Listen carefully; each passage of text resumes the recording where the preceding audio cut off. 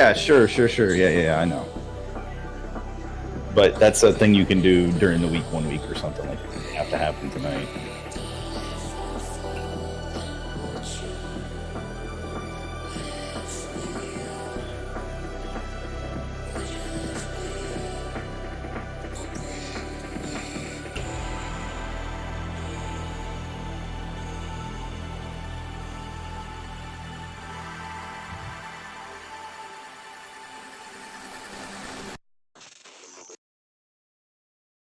Well, I woke up on the lobby floor.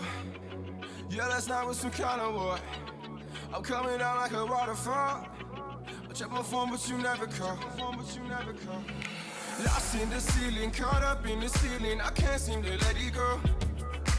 Locked in this cage, I've been stuck here for days, and I can't seem to let you go. You pull me up and I put you down. You gave me love, then I stole your crown. You let me in, then I pushed you out. Pushed you out. Come let me make up for all these pain. I've been a mess, tied by all these chains. Open my eyes, now I finally see. Shut the key, yeah. Can we be free? You pull me up, yeah. Can we be free? And I put you down. I woke up and saw everything but you next to me. I know that I've been the enemy, but I've had my moment of clarity. Lost in the ceiling, caught up in this feeling, I can't seem to let it go. Locked in this cage, I've been stuck here for days, and I can't seem to let you go. You pull me up and I put you down. You gave me love, then I stole your crown. You let me in, then I pushed you out. Come let me make up for all these pain. I've been a mess, tied by all these chains. Open my eyes, now I finally see. Shut the key, yeah. Can we be free? You pull me up, yeah. Can we be free? And I put you down. You pull me up and I put you down. You gave me love, then I stole your crown. You let me in, then I pushed you out. Don't let me make up for all these pain. I've been a mess, tied by all these chains. Open my eyes, now I finally see. Shut the key, yeah. You pull me up and I put you down. You gave me love, then I stole your crown. You let me in, then I pushed you out. Don't let me make up for all these pain. I've been a mess, tied by all these chains. Open my eyes, now I finally see. Shut the key, yeah. Can we be free? You pull me up, yeah. Can we be free? And I put you down.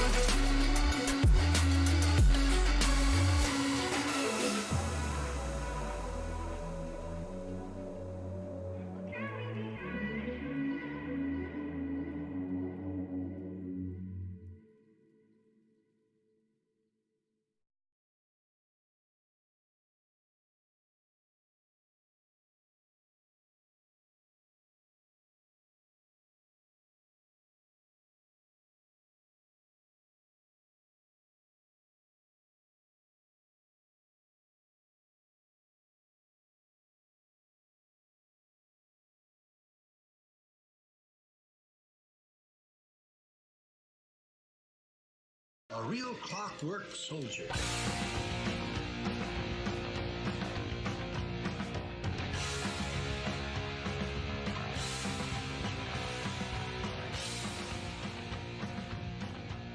Generation Orange in 5, 4, 3, 2.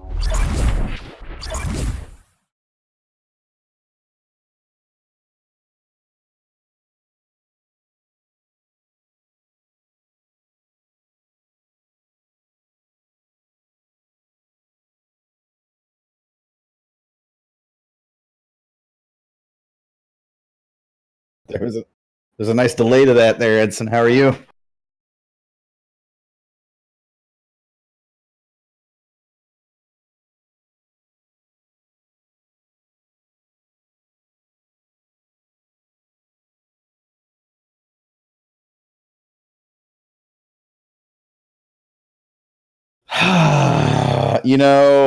We're obviously going to spend the bulk of tonight talking Dynamo. That's just what we do. But, I'm trying to think of how I want to say this. Jeff says he can't hear anything, Edson. You have failed mightily. Congrats. Why am I not surprised? Actually, Jeff, that has to be Jeff. Hold on. No, I forgot I just had the audio on for it and I could hear it, so I know for a fact that it's Jeff.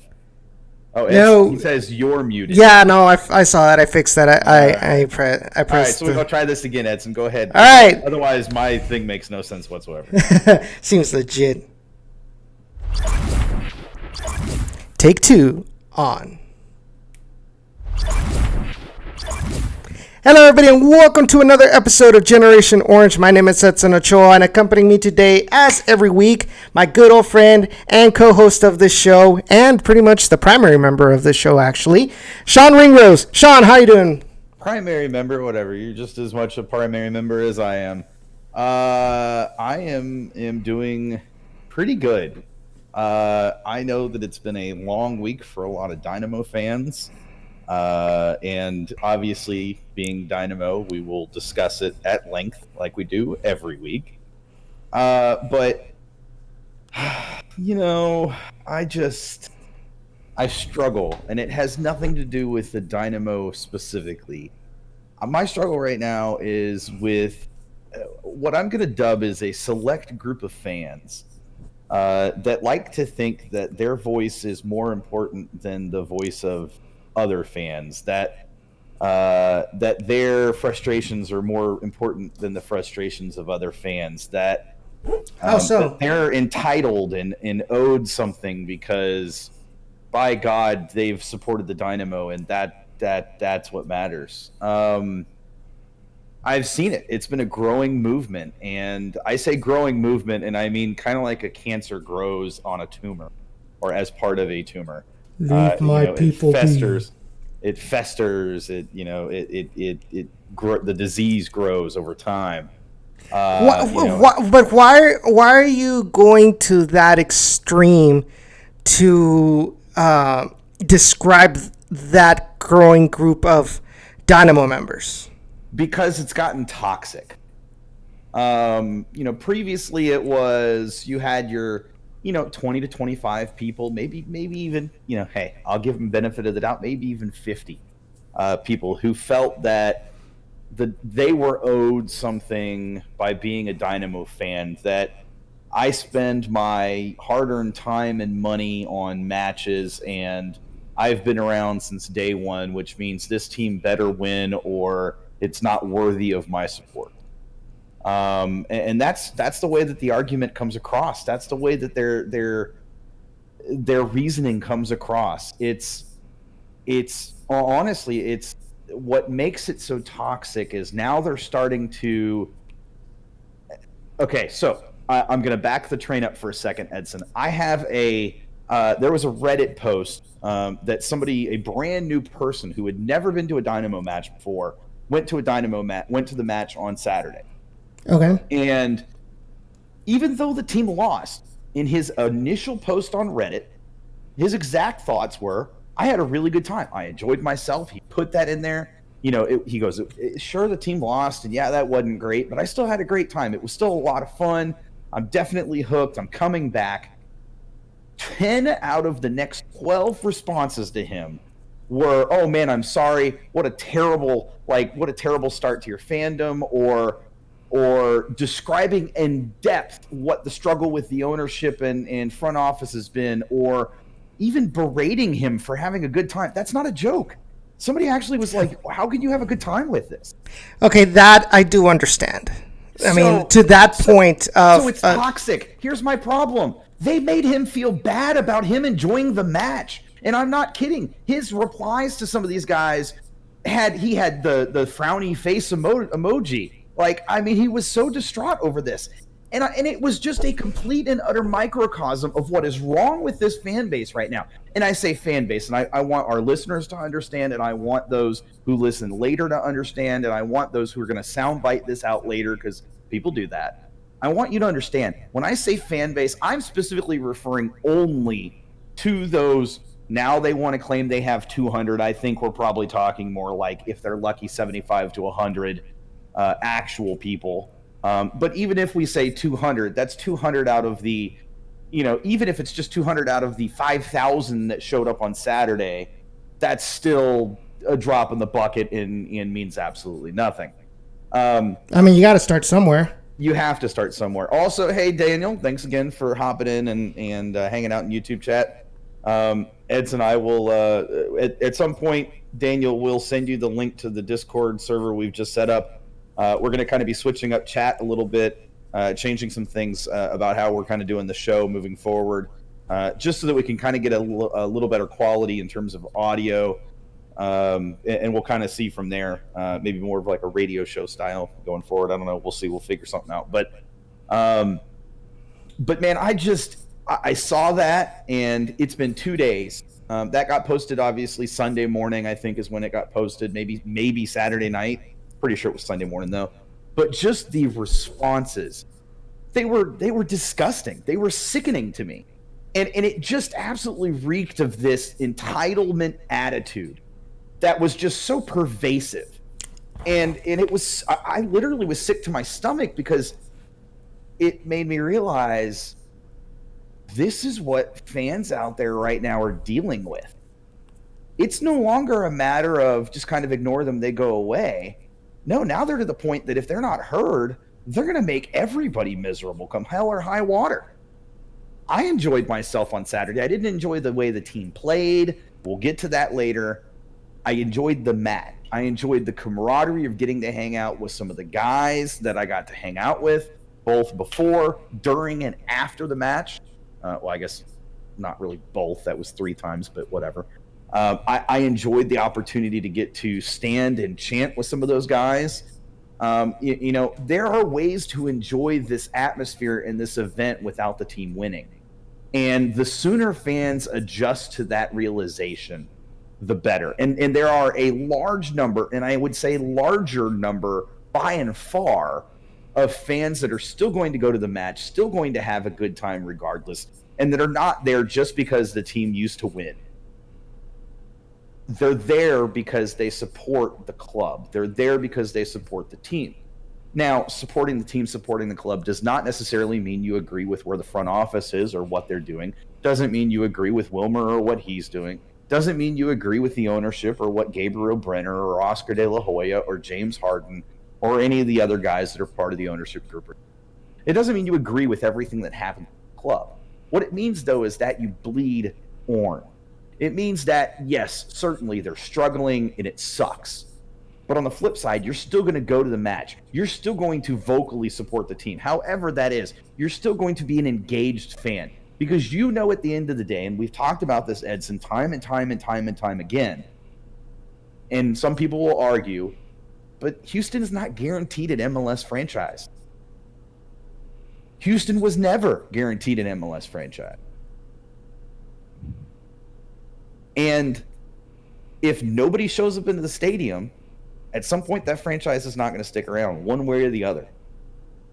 And to think that that's better than what we have now, it's obtuse at best. And it's outright ignorance at worst. Okay, then how do you want the ownership group to, and this is, I'm playing a lot of devil's advocate tonight. So sure, and I want everybody be prepared. How do you want for the ownership group to understand, to notice that right now fans are not happy at all with the performance of this team? Because it seems to me, as far as the technical aspect, it's like talking to a wall. Fans can have said all they want, that they don't like the way Wilmer plays, that they don't like so and so a player for his performance on and off the pitch, or for the fact that their lack of maturity, that we need, that this team needs some better players. And it seems to be in their eyes that it's like they don't care. Wilmer Cabrera, Matt Jordan does not care. That's a fair question, and I would say that it's okay to be vocal. Like I just said, you could still be vocal. There's a difference. But the moment you take that to the point of making other people's time less enjoyable. What I mean by that is, if somebody's going and having a good time, you should not be inserting yourself to tell them that their good time is. No. And I definitely disagree with that aspect, but I still don't think it's fair for that comment. You paint the brush 100% negatively out of the whole group that wants change. I know which group you're talking about. I'm not specifically talking about that group. I think you've got it wrong. I'm not referring to that group. Groups are forming for that stuff. No, I'm more talking about the toxicity that is social media and Reddit specifically. I'm talking about the entitlement fans. I am actually okay with those fans that have formed that group and are trying to engage ownership, because guess what? That's exactly what they should be doing, because that's an engaged fan. There's a difference. My problem is there's a large number of that group, though, that are going, I'm not going to buy season tickets next year, and I'm probably not going to buy tickets at all. I'm not going to go to games. At that point, you're no longer a consumer of the team. Why should I, as ownership, give you a rat's ass about what you think? You are no longer then why have a marketing team in the first place if they're not coming, and you don't care about those that aren't coming? Then why even have a marketing team to attract people in the first place if you've already got your market in there? I mean, that's what you're saying. No, you don't already have your market. It is okay to go for new fans. My problem is not new fans. In fact, new fans are coming out and enjoying themselves. My problem is these fans that have been around since 06 and 07, perhaps 09, 010, 11, 012, whatever. But they have this mentality that I've been here long enough that I'm owed something by this team. I'm owed something by this ownership. I've invested money in this team. No, you've invested money in the opportunity to watch a team play soccer. Forget everything else. Your money simply went to tickets to watch a team play soccer. It did not go into the ownership's pocket. It went to operational costs. It went to paying player salaries. Oh, am I Callow? Hold on, let me lower down. There we go. Thanks, Callow. Thanks for. I think that's because we're probably priority speakers, because we're still testing things. I don't know, man. It's like, to me, I see their point about how mediocre this team has been for many years, barring the first couple of years of success, especially the Owen Coyle years. Now these past season and a half under Wilmer Cabrera. I mean, we can't just sit here and accept this mediocrity of a team. And absolutely 100% agreed. And that's why I've been vocal. Fire Wilmer. Wilmer needs to go at the end of the season. Again, getting rid of Wilmer now is not going to change anything. No matter how much we want to, getting rid of a coach in the middle of the season rarely pans out for any team, in any sport, in any league. Sometimes a team will do well for a little bit immediately after the coach comes in, but all I need to do is point at Manchester United last season and Ole Gunnar Solskjaer. God, pronouncing his name is impossible. And you can see, sure, it gives the team an immediate initial spark. But after that spark dies, the team goes back to the way they were. Oh, like Solari with Madrid? Yes, exactly. It's not a long-term boost. Now, again, I'm not saying you can't, as a fan, be vocal about what's happening with the team. I want you to be vocal about what's happening with the team. There's two things. I don't want you being vocal to fans that are coming in and saying they're having a great time. You interjecting yourself, and I know you've said you totally disagree with that, like in terms of the principle behind that. And I'm with you on that. I just need to make it clear. That's number one. Number two, you need to not be doing it by removing your pocketbook from the equation. At that point, like I said, you're no longer a fan of the team. At that point, you're no longer a consumer of the product that the team is putting out. And if that's how you want to proceed, then expect the team to completely ignore you from that point on. At that point, you're no longer part of the organization. You're no longer investing in the organization, if you even think you're investing in the organization. At that point, you've basically said, I'm done and I'm not coming back. I'll tell you something. There were a lot of Astros fans that did that not that many years ago. The team improved dramatically, and guess what happened? They still came back. At the end of the day, if you're not going to spend the money, the team's not going to focus on you right out of the gate. They're going to focus on the ones that stick around regardless of the struggles. They're going to listen to the ones that stick around regardless of the struggle. Once you're no longer part of the consumers, they're not going to listen to you. You've lost your voice in their arena.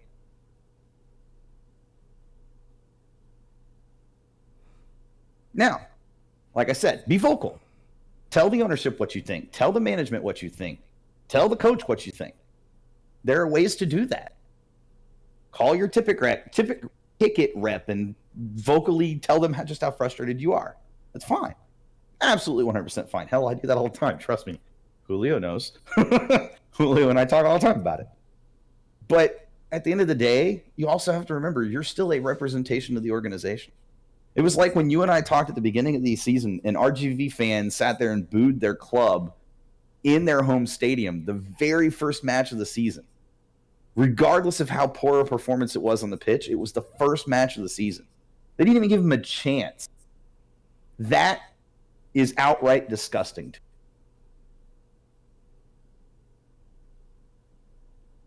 And it sets a precedence for what ownership expects from fans. Look, you have to be a better fan. And what I mean by being a better fan is you have to be not better than you are. You have to be better than that. Better than I'm going to stop buying tickets because clearly the front office doesn't care about. No, we're in the first season of a new marketing director. We're in really the point at which I promise you, from what I'm seeing and hearing, Wilmer's not going to be around at the end of the season. There is a significant amount of frustration from the front office about him, but they also can't cut ties with him right now. Not only is it a terrible financial decision, but it's going to strap the team with some really bad burdens because of his contract. Sound like you know something. I'm not saying anything, Edson, but I'm saying. No, I get it. And I get the frustrations. Look, NFL fans have done it for years. When their team sucks, they're going to be vocal about it. But guess what? Those fans don't stop necessarily going to games. And when they do, when their team becomes the worst team in the league, Cleveland Browns fans, yeah, there were a good portion of them left. But guess what? There were a good portion that stayed. Sometimes going through the lows make the highs feel that much better. It was no more than 2 weeks ago. We were talking about the amazing road win. And yet here we are because of 2 bad performances in a row, after, granted, a very long streak of a few more bad performances. And we're acting like this team is the worst team in the league. They're not. They've had a bad run of form. Newsflash, the Dynamo have always struggled in the summer. I saw someone bring this up the other day. The Dynamo, because they play here in Houston, and this is actually related to the Dash, but it applies to the Dynamo as well. Because they play and practice in Houston, we assume that means they're going to be more acclimated to the heat. But there's also the fact that it wears and tears on their body more than other teams have to deal with. Because they're suffering in that heat and humidity constantly, we assume that they adapt to it and they will overcome it. But in reality, it's harder for them to deal with over the long term. I'm not saying that's the exact reason. I'm not saying that's a reason. But that was a good point that was made.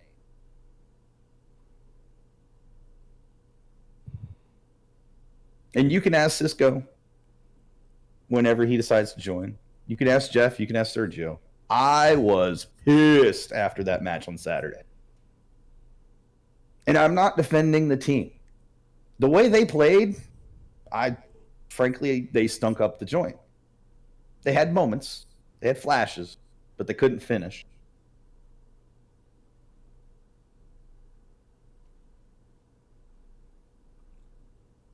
I just don't want to see us get into this thing as fans that our only recourse is to just stop paying money for tickets at all.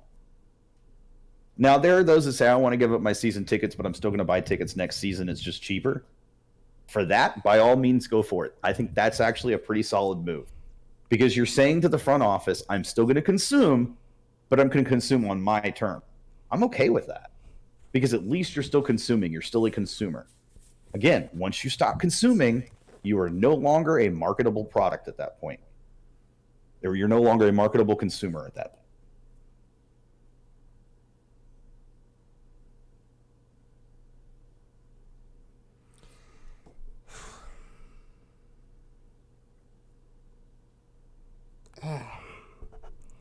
Like Jeff says, the only thing that saved Saturday night for us was Jack and Ginger's Irish breakfast. It was amazing. I can't say much more than this, but look, I'm not going to tell you to go to Jack and Ginger's. It's a bar in Midtown. Look it up. But trust me when I say, if you want to go to a bar that has some of the best food in this city, go to Jack and Ginger's. If you want a bar that actually has a really good environment, really good atmosphere, go to Jack and Ginger's. Look, we're not paid by Jack and Ginger's. We're not sponsored by Jack and Ginger's. Hashtag pending. But I'm just kidding. Edson's eyes just got huge. I saw that.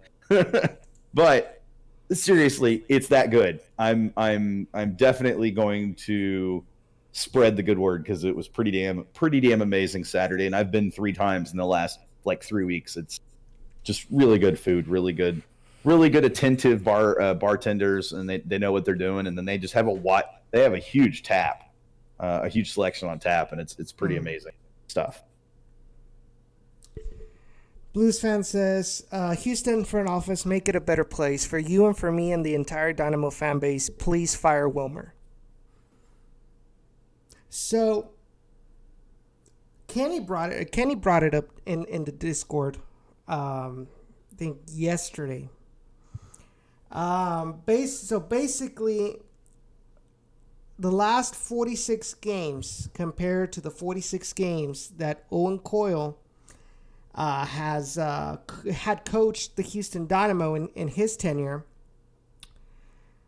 it appears that Owen Coyle, who got so much flack deservedly from the Houston Dynamo fan base, had just a bit better numbers in those 46 games than Wilmer Cabrera has had in these past 46 games, home and away.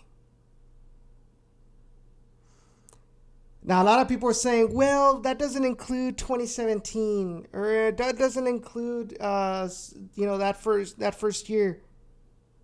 But at the end of the day, if you want to take it's literally the last 46 games of Owen Coyle, of all 46 games. The last 46, which is what they used as a benchmark to say, okay, Owen Coyle's got to go. The fact that Owen Coyle got fired with better numbers and Wilmer Cabrera has not saying that he needs to be fired right now, but it needs to open some eyes that Wilmer has lost. He's lost his sense of direction of where he wants this team to go, or the players have lost faith in Wilmer Cabrera's direction. And we talked about it when we were talking about Gerson Echeverry, Sean, in the beginning of the season. Where you were talking about Gerson Echeverry, has got to prove, has got to show these players, to trust in his direction. And it looks like he has, but a lot of people are seeing it. You're seeing it. People in the Dynamo Discord are seeing it. It feels like, as far as faith in the coach, he's lost the locker room. That's what it appears to a lot of people. And the numbers reflect that.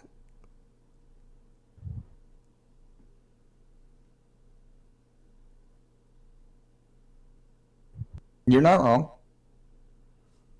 Sorry, I was looking through my phone notifications. I had quite a few to go through. It's been a while since I've checked my phone today, apparently. No, I mean, you're not wrong. I don't think there's any doubt the player, we say the players. I think there's no doubt that certain players specifically definitely feel like Wilmer is starting to lose the locker room. I think that's becoming clear, and I think there's also this concern that, and we didn't talk about this last week. This came out, and this is really, actually, it might even came up on the show, but I've been using it because it's really good information to remind people of. Just last year, there was an anonymous player survey done, and Wilmer came up as the coach that most players disliked playing for or hated to play for, or least wanted to play for, something like that. And that's really telling to me, because if you think about it, he starts out on fire. He comes out with players that are really fired up to play for him. And then as the season wears on and as they suffer with him longer, they don't like playing for him. You can see it in the players. They don't want to put in that full effort, or if they try to put in the full effort, they feel like, you just kind of get that sense that they feel like the effort that they're putting in isn't showing anything, in terms of, what they're getting from coach. It just feels like he's not the type of coach that's going to give a guy a He's pat not on the influential. back. He's not influential. He's not, and we talked about it last week. He's supposed to be a player's coach. That's what he was touted as when he got here. He's a coach that, that players relate to. Mm-hmm. And I find myself struggling with that, because if that was the case, I feel like players would be playing their hearts out right now. And we're seeing it. Players are giving up in the 60th minute, in the 65th, and the 70th minute. And trust me, the front office sees it. The ownership sees it. But again, canning the guy halfway through the season is not going to change anything. Once players have gotten to this point, you have to find a better way to approach it. We talked about it. If you can the coach, partway through the season, and you bring in a new coach, you've got to shift up, formations. You've got to make, and what if they feel differently about certain players that, are starters for your team? What if a coach was to come in and they felt that Albert Elise wasn't giving their all and they benched Albert Elise? I mean, fans would be in an uproar, and it would be the first thing the coach does. It's now is not the right time. And I need that to get across. Now is really not the right time. Santos says Victor mentioned on Twitter that Wilmer lost the locker room, but has Gabriel Brenner's blessing. And I will note that when Victor said that, he followed that up, and he did state that was his belief, not something he had been told. I think it's important, because I don't believe, with what Gabriel Brenner is witnessing right now, from what I know of Gabriel Brenner for conversations I've had, that Brenner is content with the way things are going. And I also don't believe that Brenner is obtuse enough or blind enough or oblivious enough to think that Wilmer's not part of the problem right now. And again, feeling very strongly Wilmer's not going to be with the team at the end of the season. Now, whether that also means Matt Jordan won't be, I can't say for sure. Whether that means that other front office members like Nick Calba, like other assistant coaches or technical staff, et cetera, will be around at the end of the, to start next season. I can't say that either, but I have it on pretty good word that Wilmer is not likely to be coaching the Dynamo next season. Now, where that comes from, I can't tell you. Why I know that, I can't tell you, but trust me, the frustration is mounting, and it's coming from, definitely on high, to say the least. Now, they're not going to publicly come out and say, we have no faith in our coach. You wouldn't do that in any sports league anywhere. Mm-hmm. You might come out and you might have some public comment that says he needs to coach better or something of that nature, but you're not going to come out and you're not going to say, we don't believe this coach is going to get us to where we want to go. That's just not how you conduct. That's not a wise business. Unless you're FC Cincinnati and you put that on the letter that you put out on social media after you fire Alan Cook. Yes, but that's after you fired him, right? It's not before they fired him. They didn't. Yeah. There's a difference. You have to be careful with it too, because if that causes that coach to not be able to find another job, he has a legal right to sue. Mm-hmm. So, you're talking about jumping into legal waters, and a good businessman, a good business person knows better than to do that. Callow says maybe the interim will be better. DMB as player coach. I'm going to say this. The Dynamo released a video today of their Texas Lottery play of the month and lucky play of the month. And it was DMB's Open Cup goal. And I watched that thing on repeat like 15 times because I've been hoping beyond hope that DMB would score again. And the quality of that finish, that's the best quality he's shown in a match since he's really been here, in my opinion. It was one of the best finishes we've seen all season, let alone from a guy who's a left back at 35, 36 years of age right now. Callow says, pro tip, Elise isn't giving his best. Yeah, we all are aware of that, Callow thinks. We desperately need better conditioning and medical staff. And again, I agree completely with that. And I'm. But who brings them in? Wilmer Cabrera. Wilmer Cabrera does. And that's my concern is the guys that Wilmer's brought in have been the struggle. That's where we see the biggest weaknesses on the team. And yet people want to harp on Matt Jordan that he's not bringing in these talented players. But I look at the player quality of what he's brought in. Elise, Mauro, Kyoto, even Tomas, Bisama is going to be good at some point. Vera is very good. Juan David Cabezas, when he first played with the Dynamo, was very, very good. Boniak Garcia was already here, but he kept him around for how long? Lundqvist has been fantastic when he's been able to play. Higi Struno has been outstanding. Minor Figueroa has been outstanding. And we want to say, well, the depth's not good enough, but I flip it on its head and I say, if these depth players feel like Wilmer doesn't respect them, or that playing for Wilmer is not getting them where they want to go, they're not going to give it their all when they get on the pitch. They're just not. There's a problem there, and it starts and it ends with Wilmer right now. And I'm of the opinion the team sees it, the team understands it from a top level down aspect. So my question to you, since you just brought that up right now, and it reminds me of his remarks after the Open Cup matches. Do you think those remarks where he called the deaf defenders a bunch of cones and pretty much blamed it with reason, but he blamed the losing the game on the players? Do you think that actually hurt the Dynamo more, or do you think it actually lit a fire on them? Because remember, these deaf players played really well against Club America, but that's about it. I think when it comes to lighting a fire under players, I think that only lasts so long. And when they have to deal with the coach again the very next day, or during recovery or training, I just feel like there's no reward with Wilmer in terms of for a player. I feel like players, that there's no reward for them doing well. It's because he constantly rotates. Players don't feel like they earn anything. They feel like even if they don't play well, they're eventually going to get another shot, and so it's not a big deal. I feel like there's just no accountability when it comes to Wilmer in terms of how he treats players. And look, you don't get a rep as a coach, as being a coach nobody wants to play for being a good coach or for doing things right. You get that rep for a reason.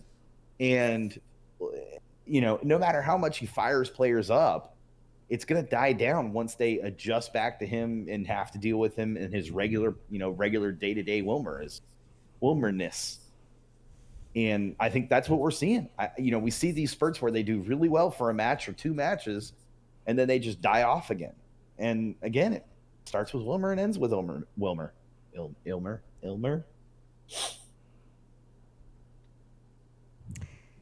Can we just fast forward? Go ahead. I was going to say credit to Callow, because also this week he and Pat put together statistics showing from the MLS Players Association numbers, showing the amount of money that teams are paying for players that are not DPs across the board, across all of MLS. And, I mentioned it on last week's show, there's less than I guess it was last week, but there's less than $100,000 difference between the team's paying the most, the team's paying the least, and we're like one of the top 6 teams in terms of how much we pay our depth.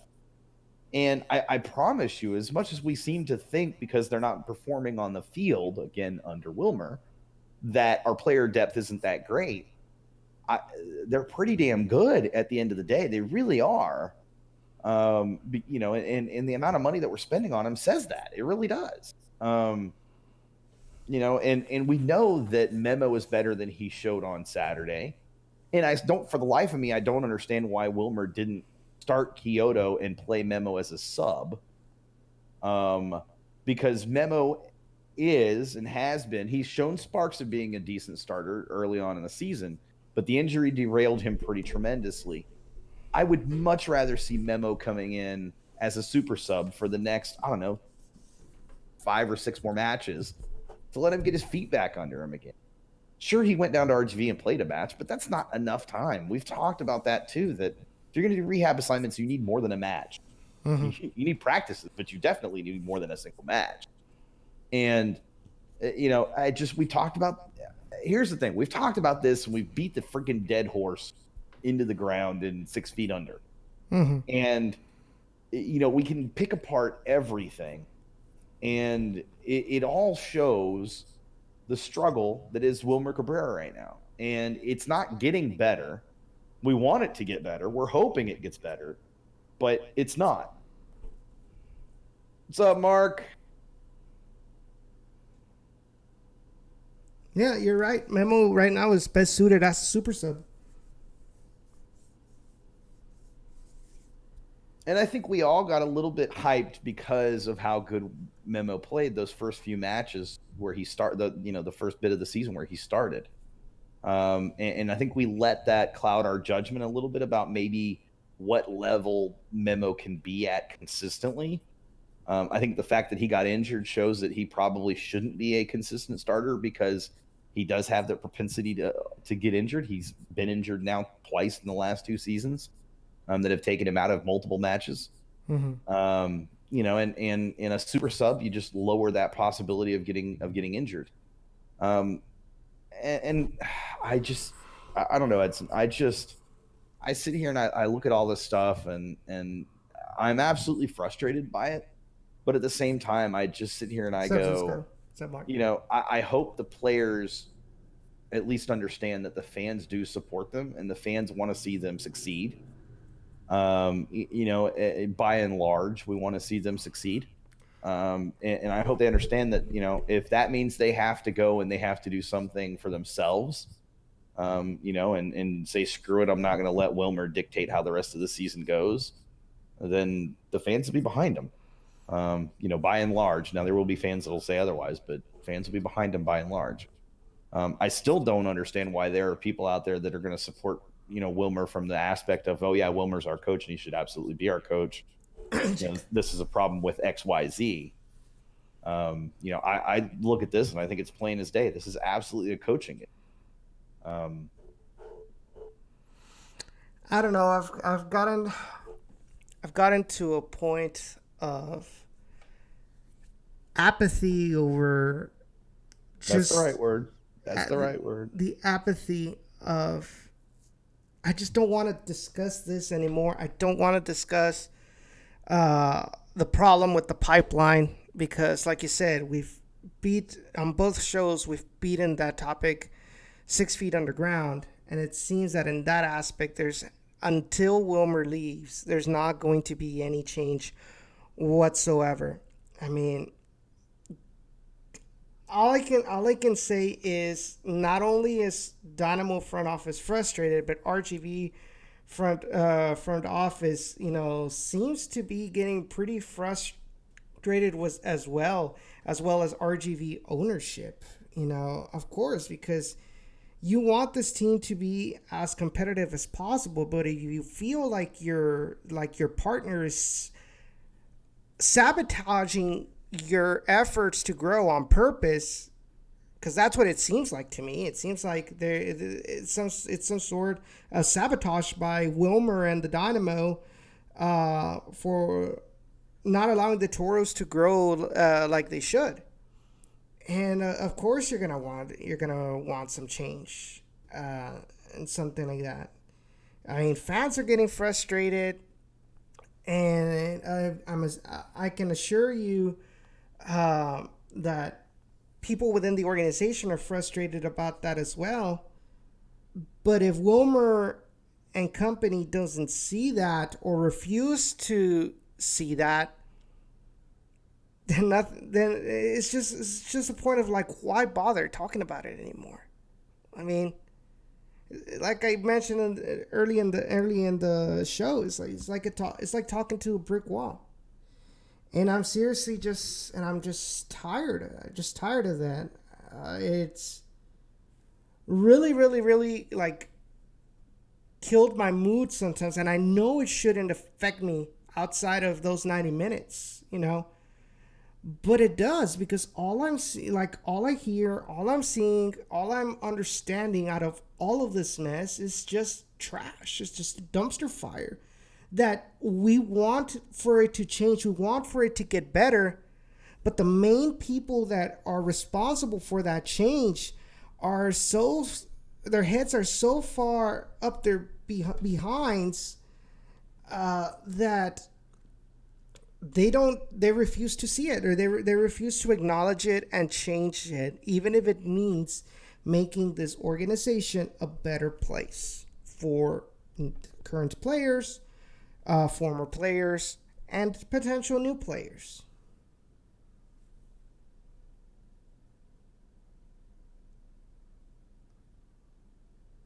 All right, so moving on. Let's change subjects, shall we? Yay! Let's talk about the Dash. Yeah, same problem, same verse, same as the first. No, their issue is not their coach. Right now they are definitely struggling a little bit, but they're also coming against two of the best teams, or have played against two of the best teams the last few weeks in the league. That yes, they demolished them, but it was poor play in a couple of key positions that led to it for sure. But the players aren't giving up. That's the difference, right? Like, the players are going to come out and they're going to play their hearts out, match in and match out. And yes, you're going to have matches like that where, for whatever reason, things just aren't working. They don't click, and it's on coach to figure out how to bounce back from that, as much as the players. But it's really on coach, because he has to be as much a factor in the mental game as the players are. And James Clarkson has done a very good job this season for the most part. He's had his hits and misses, but every coach does, especially in their first season of pro coach. But he's done, relatively speaking, a pretty good job. And the Dash are on that cusp of, if things don't go their way, they're not going to make playoffs this season, but there are still a few matches left. They're not completely mathematically out of the equation yet. They're 4 points away from a playoff spot. Yeah, exactly. They're within striking distance. But Rain and Washington. Yeah. Yep.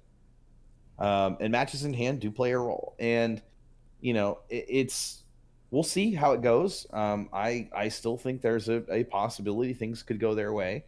But we'll have to see how it goes. If they don't make it this season, that's really going to be a big blow for them. But I also felt that at the beginning of the season, while they had a very good lineup, we kind of needed to see how they were going to play under Clarkson. And they had moments, but they also, good moments where they showed as good as they could be.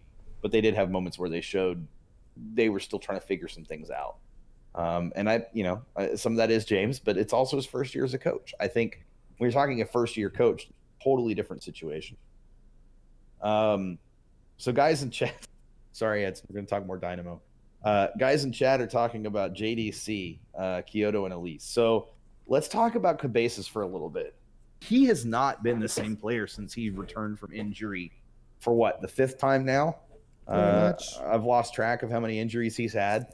And the injuries he's had have been hamstring related, knee related. They've all been leg injuries.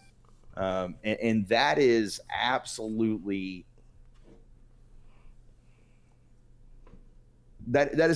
kind of what you expect with players when they come back from injuries like that.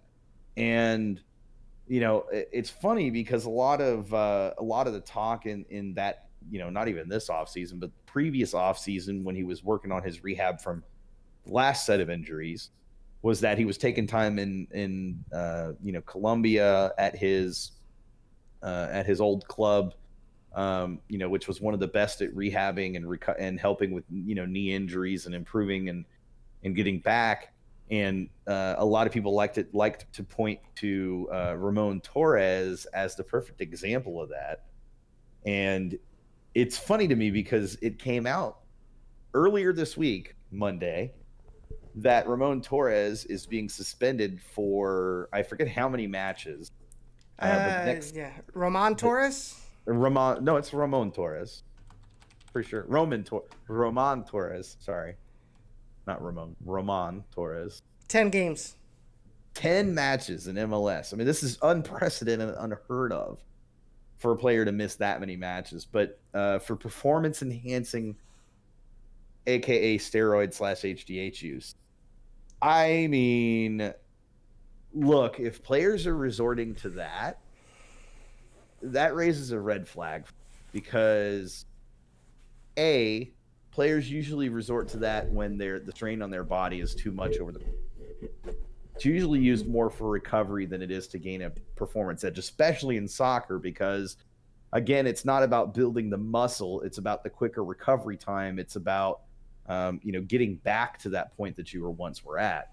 And, we've talked about it multiple times about how long this season is and how much of a grind the season in MLS is, especially if you start adding in things like CCL, Open Cup, friggin' Leagues Cup, et cetera, et cetera, et cetera. And you're playing some of these matches at 120 minutes or 90 minutes and then to PKs or, whatever it is.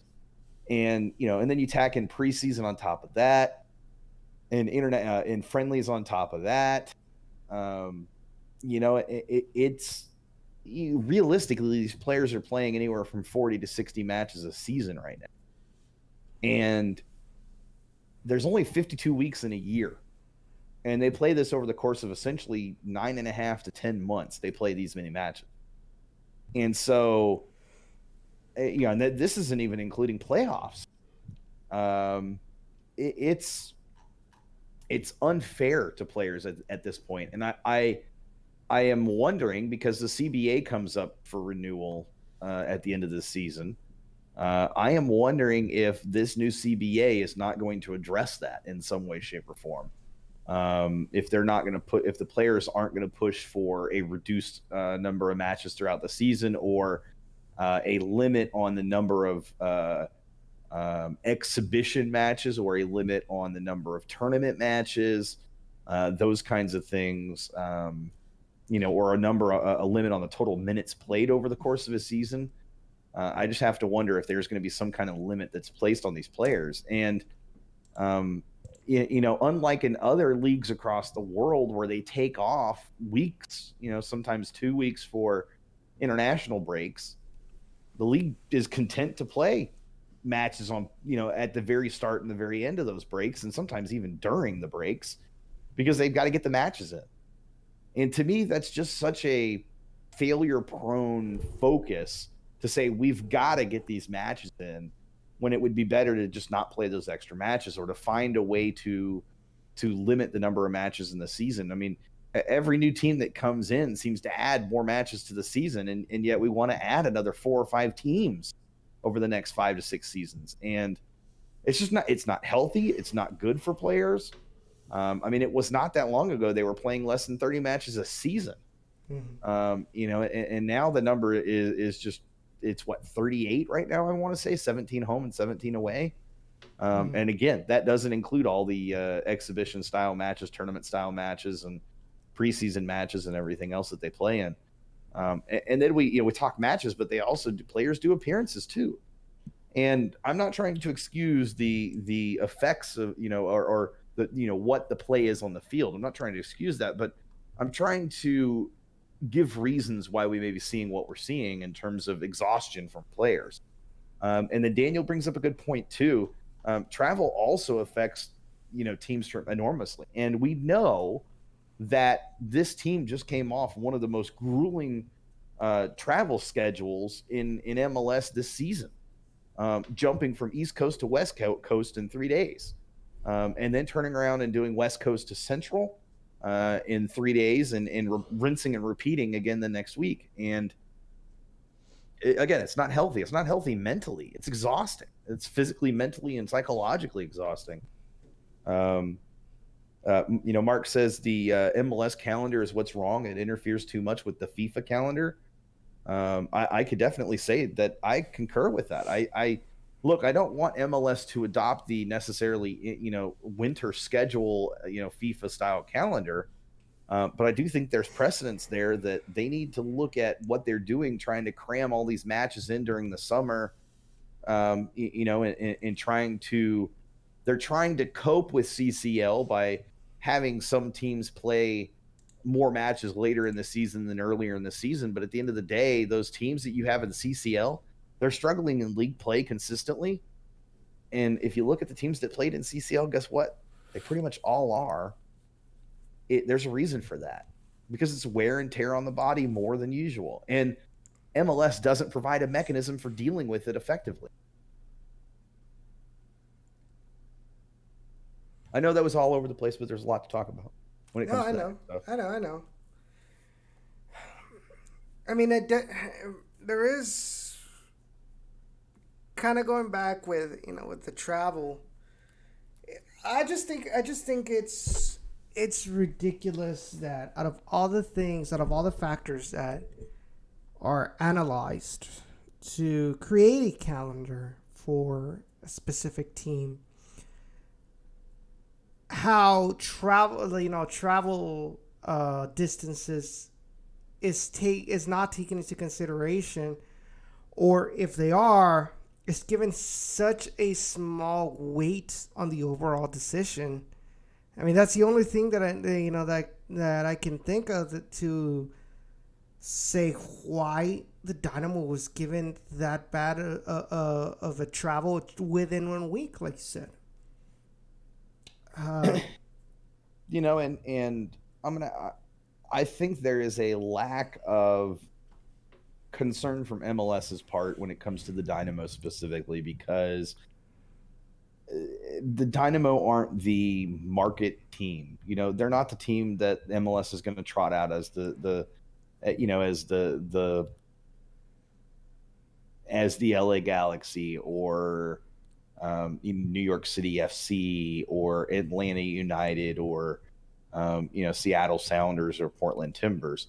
And a lot of people want to point to, well, that's because of the fan attendance in the stadium and the lack of atmosphere, et cetera. And I don't think it's specifically that. I just think that there's not as much a media consumption by Dynamo fans as there is these other markets. And so, of course, MLS media and MLS pundits are going to focus on where they get the biggest, number of eyeballs from, and the biggest number of listens and views and things like that.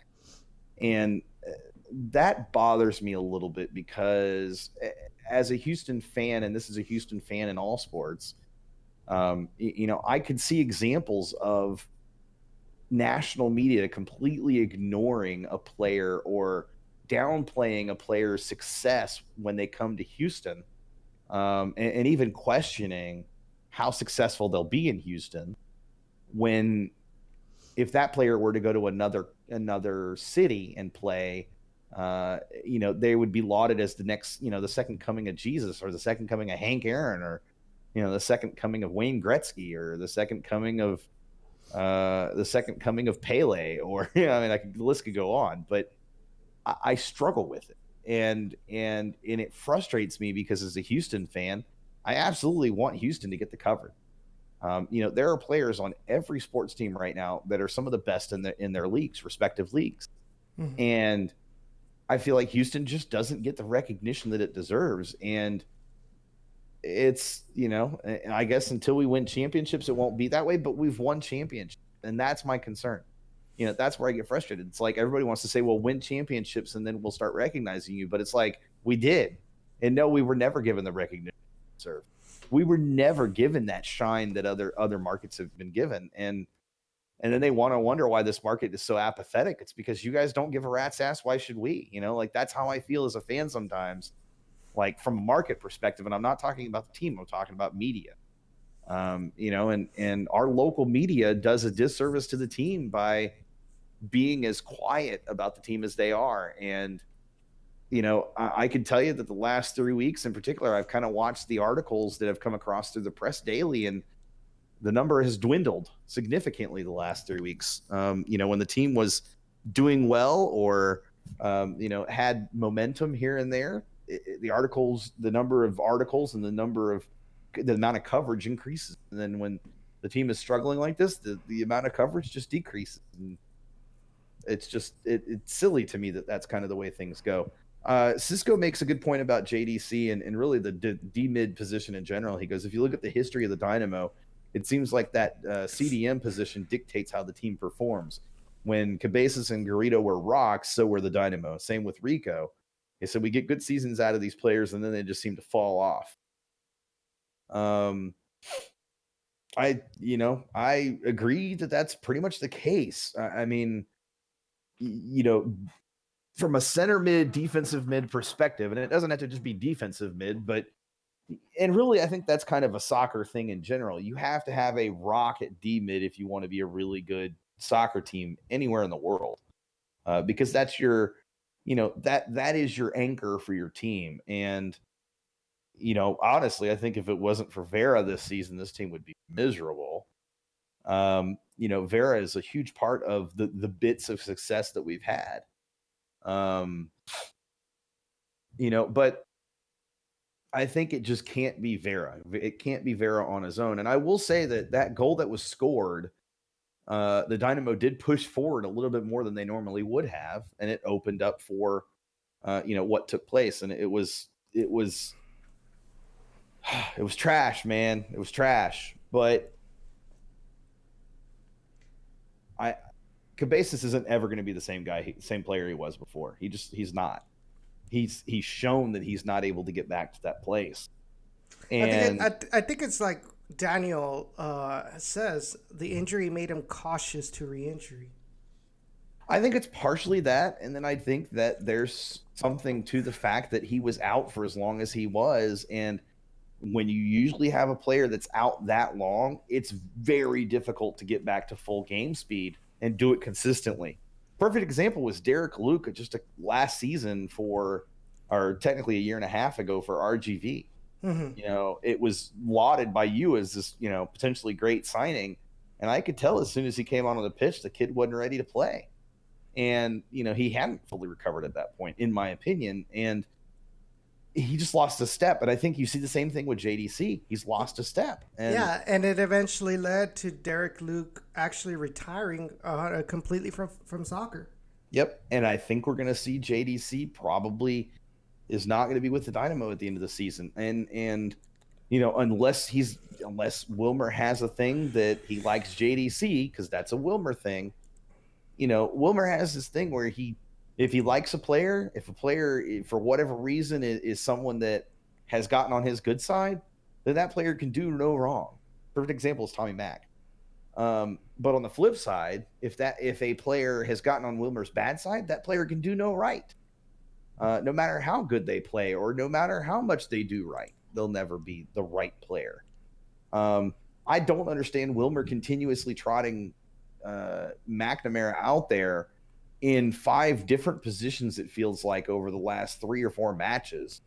I mean, he trotted him out as a DM the week before. He trotted him out as a CM this past week, a winger 3 weeks ago. I mean, there's no continuity to what Wilmer does in that regards, but then yet you turn it around and all Wilmer does is the same types of moves, except for that one player that somehow has gotten on his good side. And there's predictability. You knew as soon as that goal went in that the Dynamo weren't going to equalize it, back. It just there was a definite kind of dejection that was felt by fans from the players.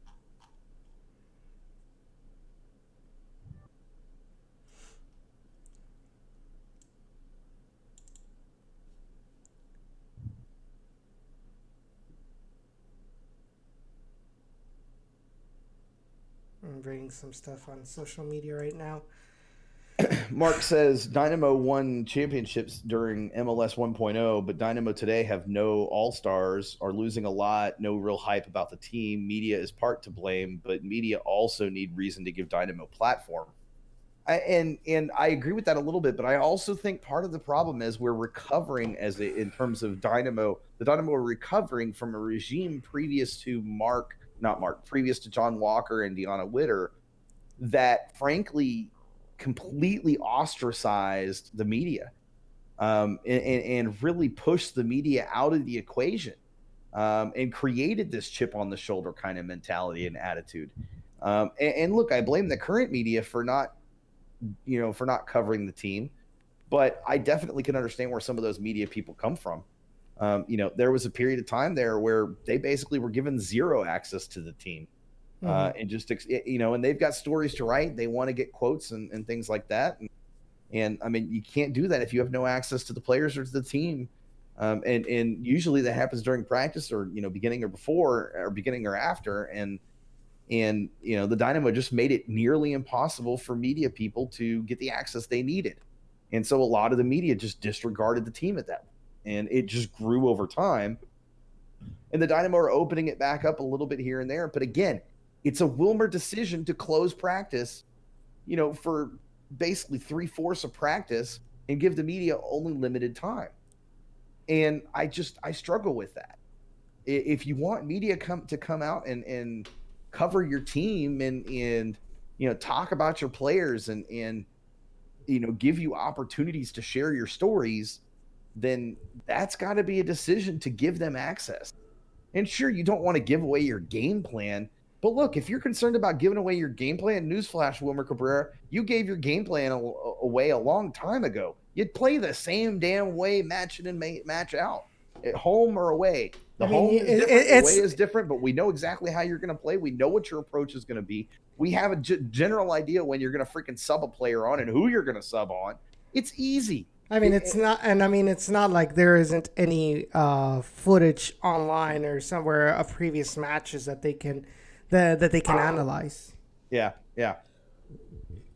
So that's where I'm at. I know we came back to Dynamo after saying we were done, but that's where I'm at. And there's a lot of blame to go around, a lot of things that are, it's a platform. It's been built over time. It's, it's an onion. It's not going to be peeled away in one week or one season or one off season. So my question to you is, based on what we've talked about, obviously priority number one is getting rid of Wilmer. What other changes do you think this organization needs to attract the fan base again? Or at least to calm down the storm that's brewing up. So I think one of the things which they're already doing is addressing the supporters groups and the culture there and kind of unifying that support there.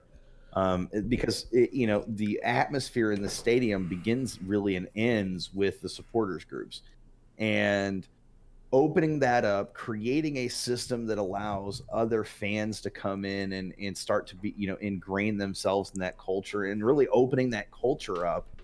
I think is a good first huge step. And I think that's like priority 2.5, if you will, because priority 2 is obviously addressing the marketing, which they've already done as well.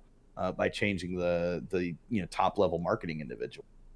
So again, get rid of Wilmer, new coach, change marketing, address the supporters groups. And again, these are things that have been done in the last year. When it comes to the supporters group stuff and the marketing stuff, and then obviously part of that was one thing that they did too, which was having Chris Canetti step away and do so on his terms, which was fine. But bringing in somebody like John Walker and somebody like Deanna Witter. And I know there's fans out there who've seen the video about how she, her talk about season ticket members and some people like to say it's like holding her, the approach was holding them hostage and, and keeping them around and, that, et cetera, et cetera, et cetera. But it's just as much about creating the experience and making it a premium experience. And you got to do that for your season ticket holders. I mean, you have to at this point. They have to have a reason to come around, and they don't have control from that aspect of the front office. They don't have control of the play on the pitch. So that's got to be their focus. That's got to be how they approach things. It's like, look, we can't control the wins and the losses, or the players that come here, or the players that sign here, the coach that play, the coaches here. We can't control that stuff. What we can control is how we present the product, how we present the game day experience to fans. And you can't argue with that. That's exactly spot on. And so I've said it, and I'll say it again. I am 100% faithfully behind John Walker and Deanna Witter. I think these are right now are the two best people for the job that is there, which is a huge job to undertake. And I think our new marketing chief marketing officer, or whatever her official title is going to be amazing too. But again, she's going to take time to dive into the system, and it's going to take time before we start to see the changes.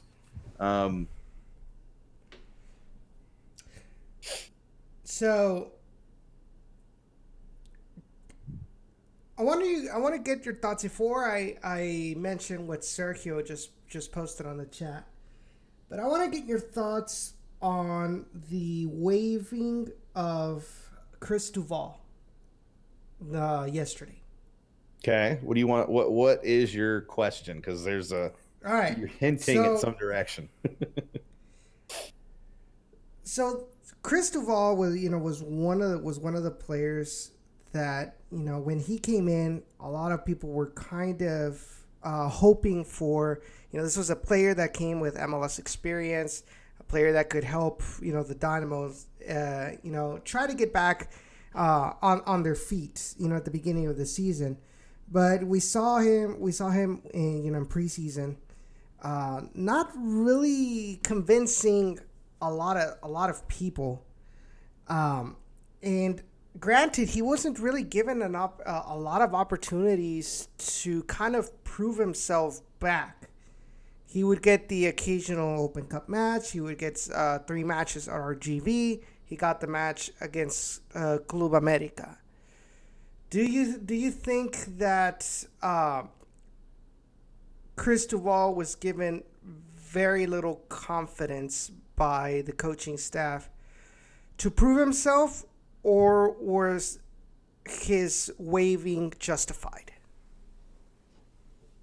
I think that he saw the writing on the wall and understood that he probably wasn't going to get another opportunity. And Bizama was signed in the position he plays, and that means there's 2 players ahead of him on the roster, clearly to him. And so if I'm Duval, I'm bolting. I'm not sticking around here, and especially if they're going to give him the option. And Chris Duval is one of those players who I hoped would be better than he was. But I think there's something to be said for, was he really given a fair shake? Because he even, really said it. He didn't feel like he was given a fair shake necessarily. He didn't say it in those words, but that's implied from his social media Instagram post about it. And I do kind of feel like maybe he wasn't given a fair opportunity at it.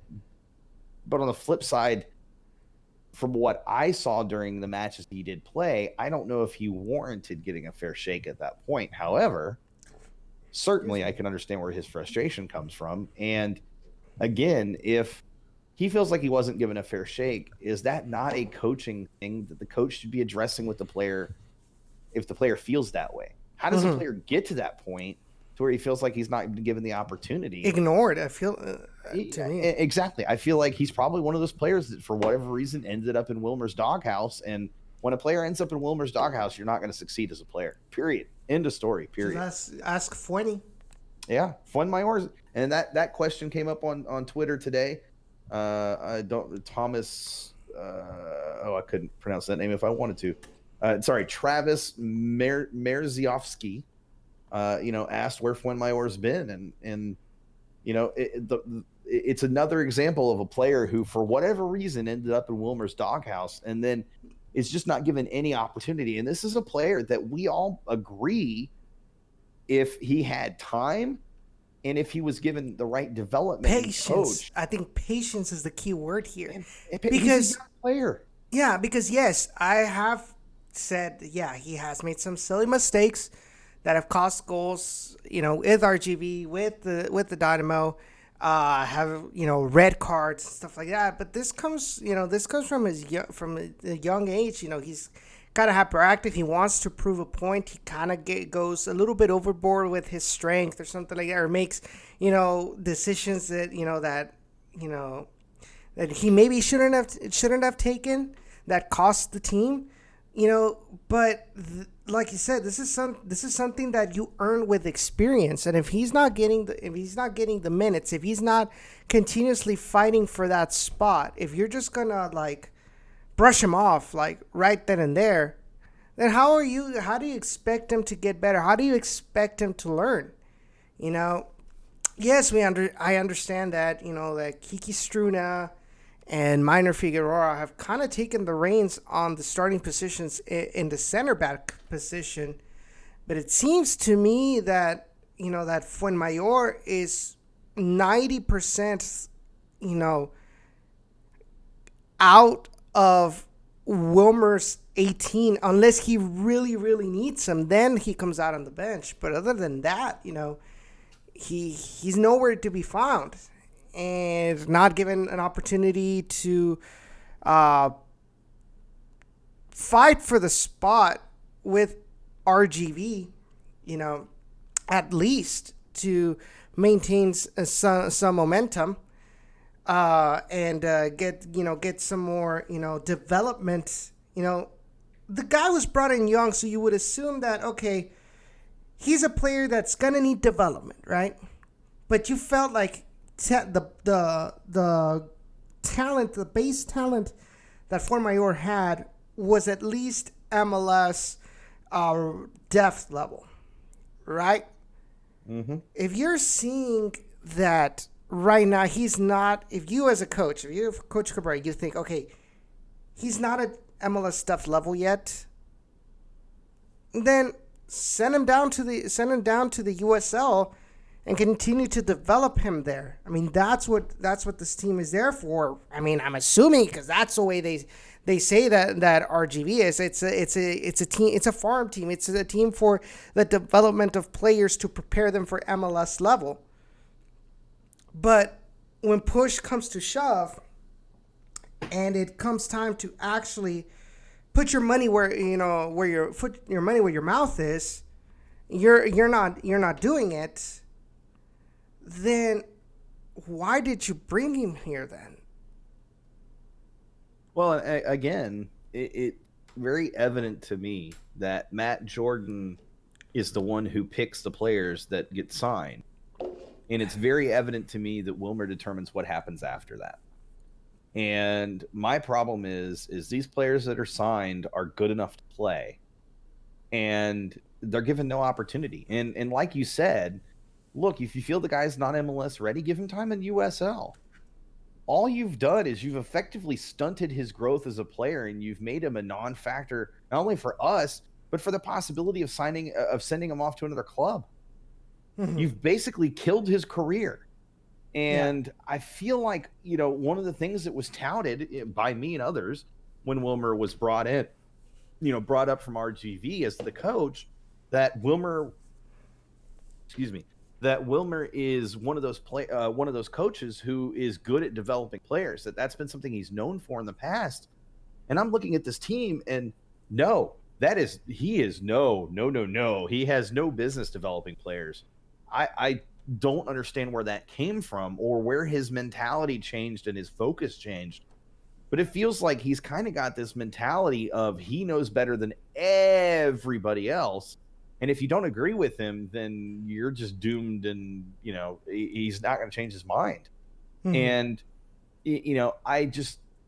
I struggle with that. That's another thing I struggle with. I struggle with it because our ownership is never going to be an ownership that spends $15 million on players. That's just not going to happen. But we have enough talent. We have a good enough general manager / technical director that we should be we're pulling in, very solid players.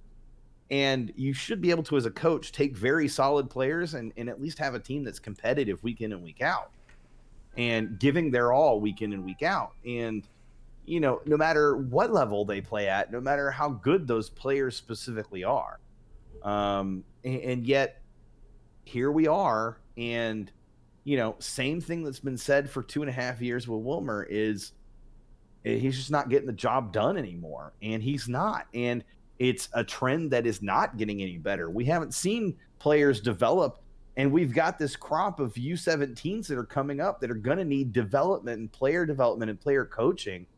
And if Wilmer's still here, when they're ready for that transition from, essentially academy to USL to MLS, God help us all, because we're gonna lose out on all of them at that point, because they're just not going to get opportunities, and when they do, it's not going to be good enough. Yeah, I mean, I really wanted to post it on Saturday after the Toros match, but I was like, I just don't want to see something I was going to regret later on, right? Especially since I was already like 3 shots of tequila in the night.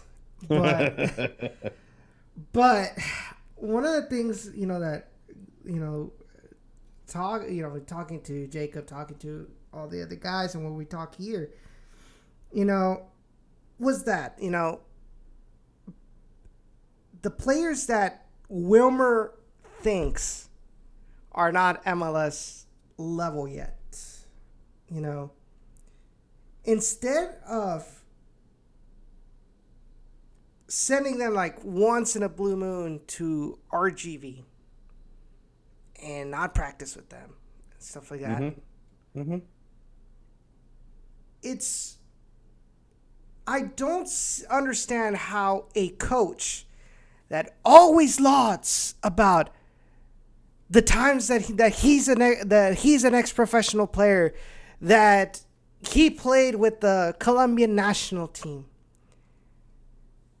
yet he somehow doesn't understand the importance of chemistry in soccer. Like, it makes no sense. Like, tell me if I'm wrong, Chad. Tell me if I'm wrong, Sean.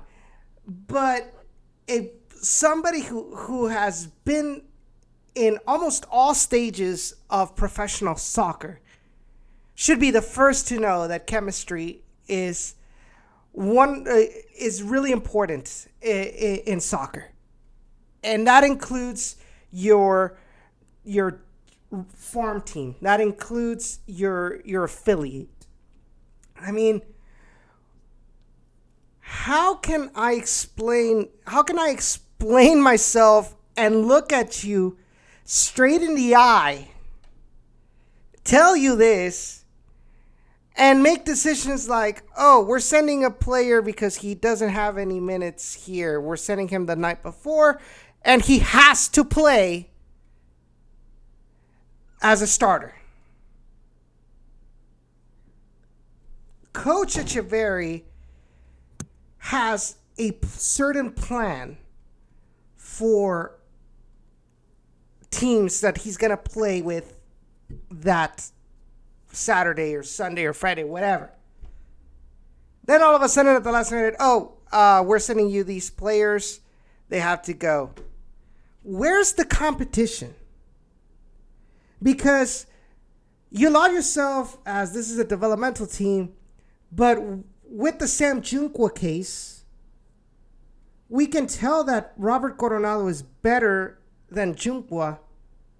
But the fact is, every time Junqua is called down, he has to play as a starter, which inhibits the growth of a player that potentially has a higher ceiling than Sam Junqua, just because the Dynamo are always wanting for him to get the minutes.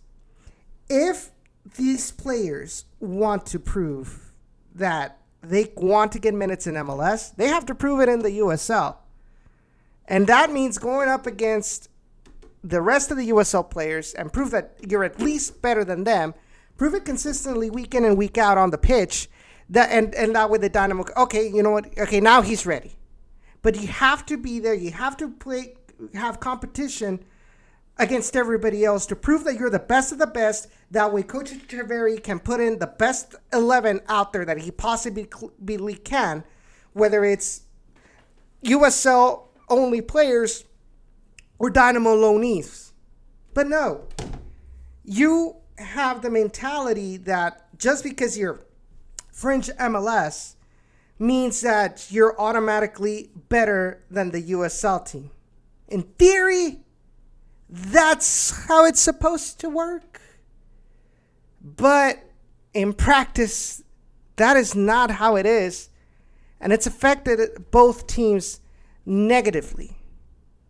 In the case of Fueni, put him up against Connor Donovan. Put him up against Robert Castellanos. Put him up against Kyle Adams. Have him fight for that spot there. That's going to push Fuenmayor, and it's also going to push the competition between the rest of the three center backs. Because now they have somebody that they perceive as, well, he's in an MLS contract, and he's down here.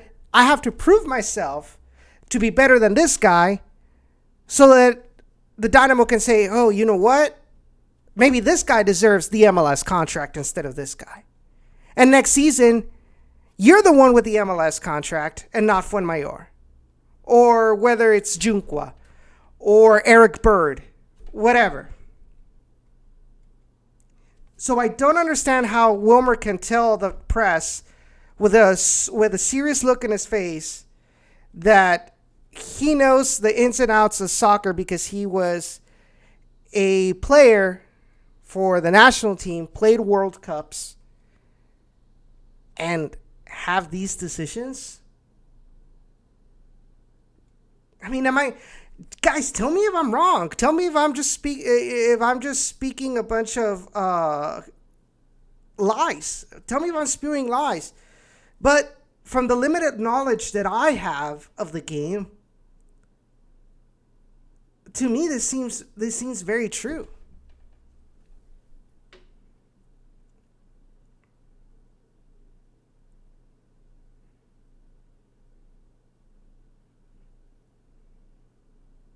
I mean, I agree with you.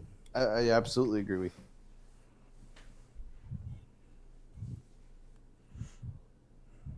So Cisco says, playing devil's advocate here, if you send so many players down for weeks at a time, will you ever have enough to scrimmage 11v11 at practices? See, that sounds like a planning problem by the Houston Dynamo, honestly.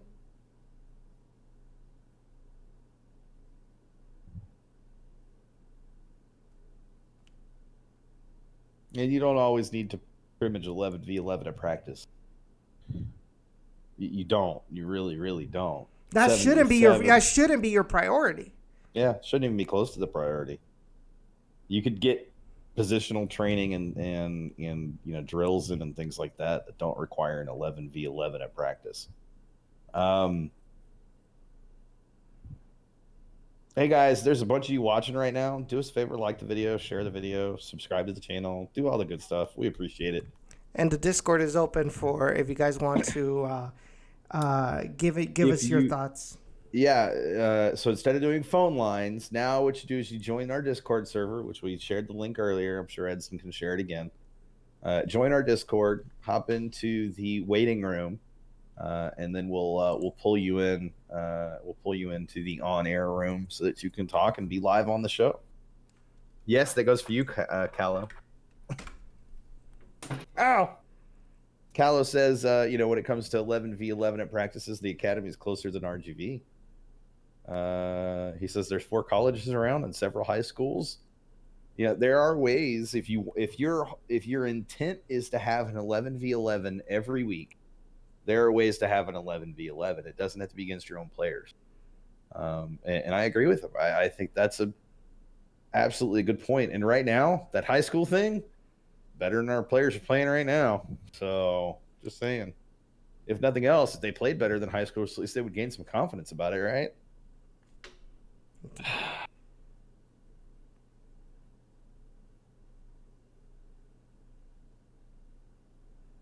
We need a better coach. That's all I'm saying. We need a better coach. At least somebody that understands development If you want this team to be long term, because you've already brought in Paul Holliker for the long term. Yep. You're bringing in players for the long term with Lundy, with Bizama, with Fuenmayor, with Ronaldo Peña, with not sure about more. Matias Vera. Matias Vera. So I mean, even Tomas technically. Yeah. And you have and Carlos Small and Michael Salazar and Chuy Enriquez and I don't know, man. About Chuy Enriquez, the fact is he's on his second season with the team. The fact that he still has not been called for or played minutes with the Houston Dynamo, whether it's Open Cup or Leagues Cup or whatever, has me pretty worried that he might not be around for next season. Probably not, but is that, again, not another failing of Wilmer? The kid proved he had it. The kid proved he was deserving of a shot. And, I mean, let's be fair. He's in a position where the Dynamo could sure use some depth. And I don't get it. I don't get it.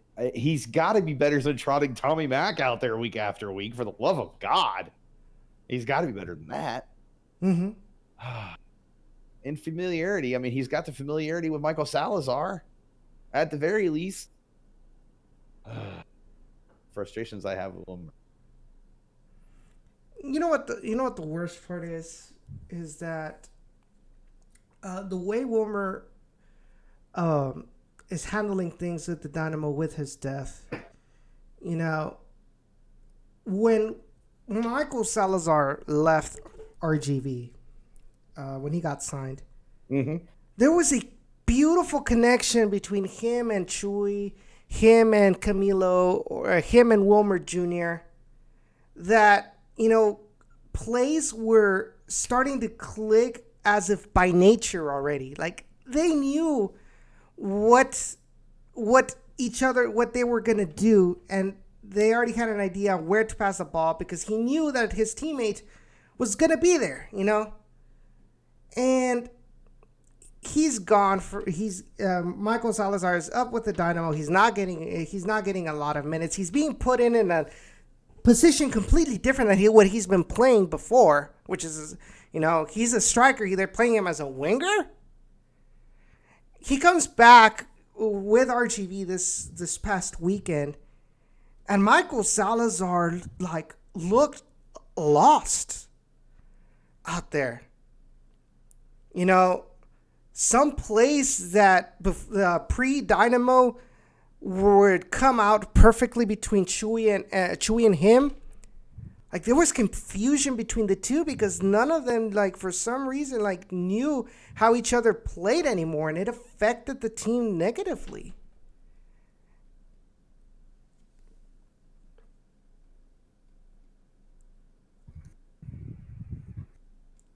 But yet you have, Tommy Mack that keeps on getting minutes. Don't know why. I mean, what has he done? Maybe 2 goals only or 3 goals? I don't know. 2 goals. 2 goals. But the rest of the time, one off his crotch. I don't get it. I don't get it. And people might say, and even Coach Cabrera or whoever is out there might say, well, I'd like to see you being a coach.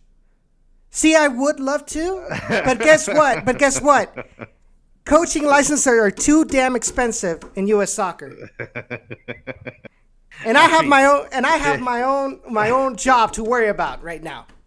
Screw it. Give me an opportunity. I guarantee you, I could do better than Wilmer with this lineup. I guarantee it.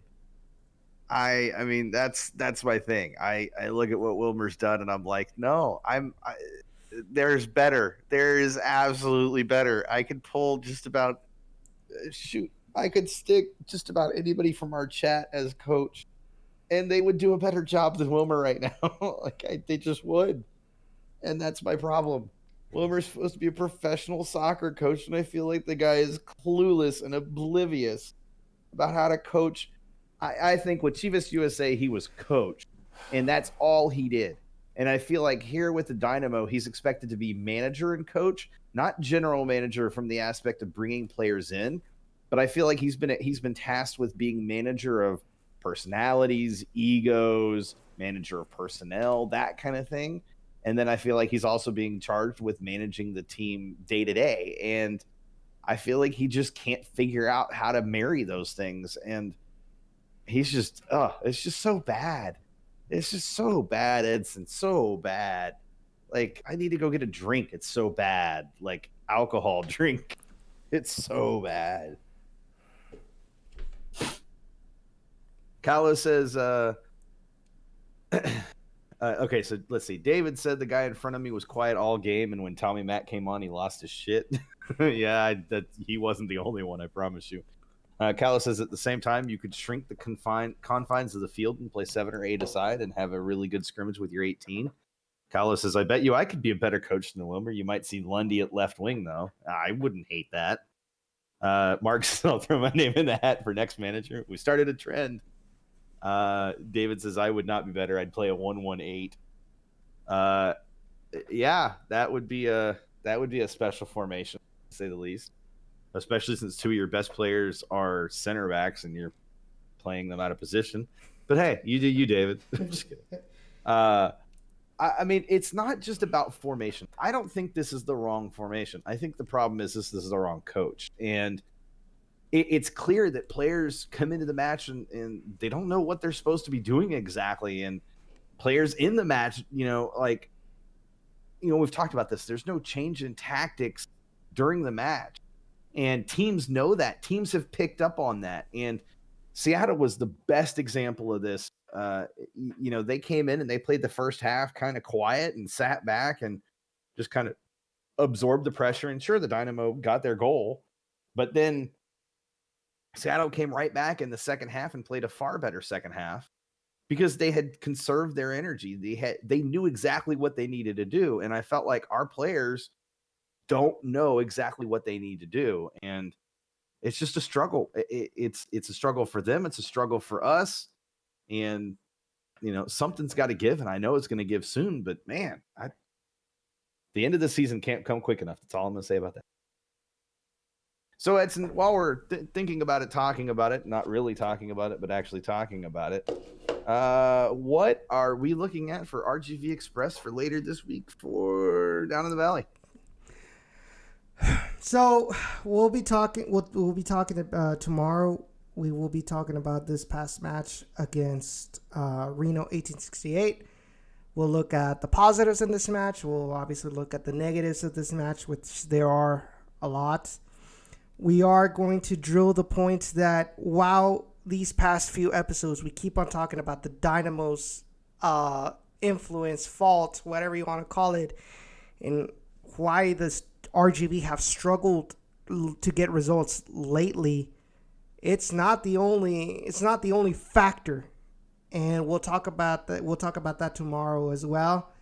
And then we'll look forward to this Saturday's match against Colorado Springs Switchbacks. And I can tell you right now, I'm working on having Harry on for next week's show, since it is going to be San Antonio Hate Week next week.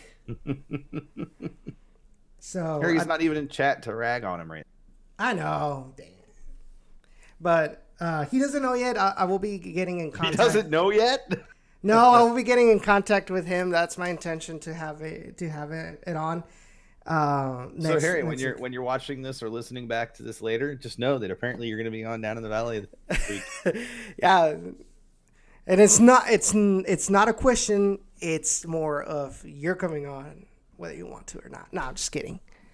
But yeah, that's what I want to do for next week. But right now, I think the biggest thing is, while we do blame the Dynamo for a lot of the big things, that a lot of people don't see from the Rio Grande Valley. Because here's the interesting part. So, I'm walking into the stadium right before the match. And there's a family there that's waiting to go inside. And I'm assuming they're like friends, they're from Mexico, right? That they invited over to watch the match. And they're talking about the team, and they, the friends ask him like, "Hey, is this team good?" And their response right away was like, "Oh no, they're not really good."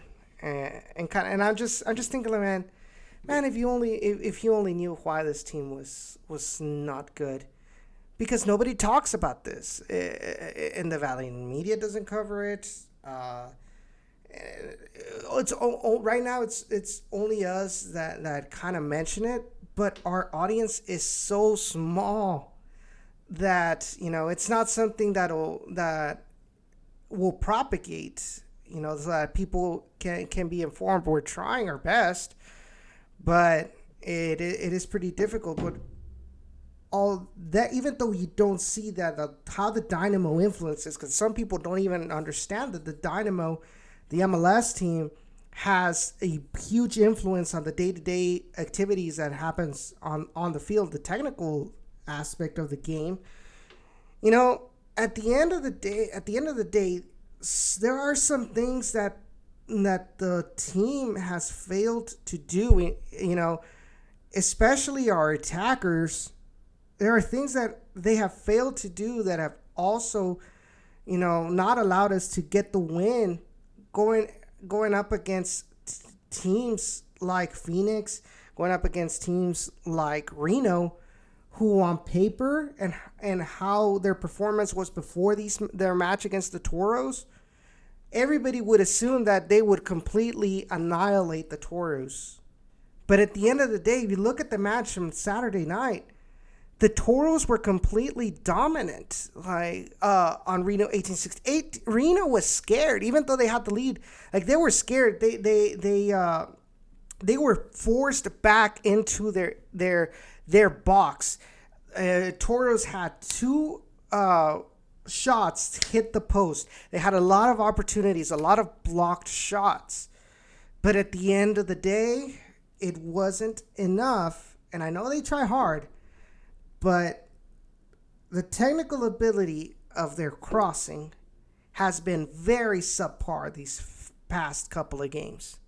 And if you want to give your strikers the opportunity to get a decent shot on goal, you have to make accurate crosses. If the ball never reaches your target, how the hell do you want the team to have an opportunity to score on goal, or at least have a comfortable chance to put the ball on frame? And that's one of the things that Chuy and Camilo and Kevin Rodriguez have continuously lacked for the Toros, to give Carlos Esmal, or in this case, this past Saturday, Michael Salazar, the opportunity to get one on frame.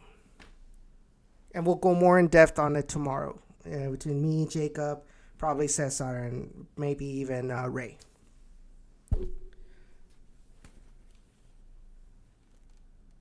Crickets. Hello?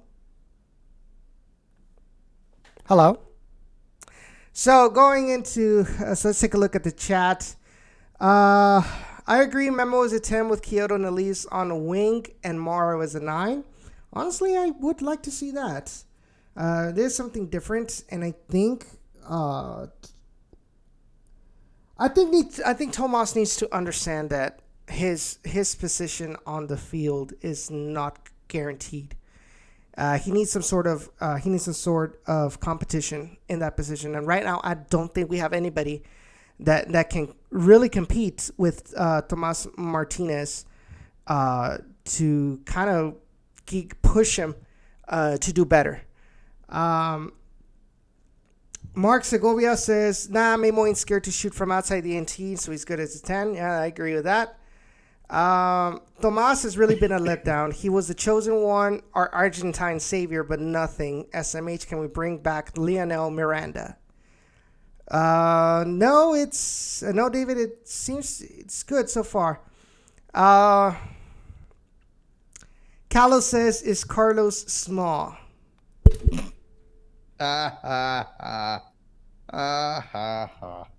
Callo, I'm this close to making you lose your moderator and privileges. He'll get it right back because I'll give it to him. Nice try. Damn. Wait, you don't have it? You don't have those privileges? Yeah, I do. Not on you mean in YouTube? Yeah. I thought you meant in No, the Discord. no. Well, that's fine. We're getting away from YouTube chat anyways, right? Just kidding, Cal. Love you. So Aww. no homo. My dad says that's the way soccer is when the game is not intended for you to win.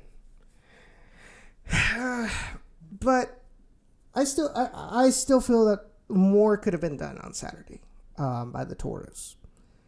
And like I said, we'll talk about that more in depth tomorrow. So if you guys are interested in listening about that, and then tune in tomorrow at 7 p.m. for the Down in the Valley show. And So let's talk some MLS. Wayne Rooney to Derby County to be a player coach at the end of the season. What is this, FIFA 19 career mode? I mean, best player DC's had in forever, and surprise, surprise, he's not going to stick around more than 2 years. Gee, I wonder who could have called that. I mean, this is what happens when you pay a lot of money for older players, and now DC is reportedly, and I put that in major air quotes, looking at Mesut Ozil, and Ozil, yeah, easy for me to pronounce. And look, they can look at him all they want, and maybe he eventually signs with them. But the amount of money they're going to pay him for what they're going to get out of it, I struggle with that. I don't know if it's going to be equitable. Sure, he's marketable, and that's amazing, but it's hard to say. It's just one of those situations where it's going to be a thing. We kind of talked about it, David. It was a very short discussion about the Dash, more or less me describing their struggles and where we're at. DCU did pick up Ola Kamara. I did see somebody in chat in the other Discord mention that why can't the Dynamo do something like that? Well, part of that is a player has to want to come and play for the Dynamo and want to come and play for Wilmer. And again, if Wilmer has his reputation among players as being a coach that players don't want to play for, if I'm a player, I'm not going to come to the Dynamo. And I think that's why we're kind of in the situation we are. It is because Wilmer's the coach. So you think that Bizama is going to be the only signing from this window? Yeah, I do. I don't think we sign another player this window. I think this is it. But to be fair, think about it this way. If the plan is, and again, I can't state this enough that I don't know this for fact, but I have it on good source, that Wilmer's not going to be the coach next season. If you bring in a player in this window and it's not a player that coach is comfortable with, then you're setting that coach up for failure. And so it would be better to kind of save that money and put that money into a possible expenditure for the coach that comes in next season to use in the off season. And we'll see, obviously, but I am pretty confident that Bissam was the only move that's going to happen this season, this window. Mm-hmm. And we have to remember there were a bunch of off-season signings.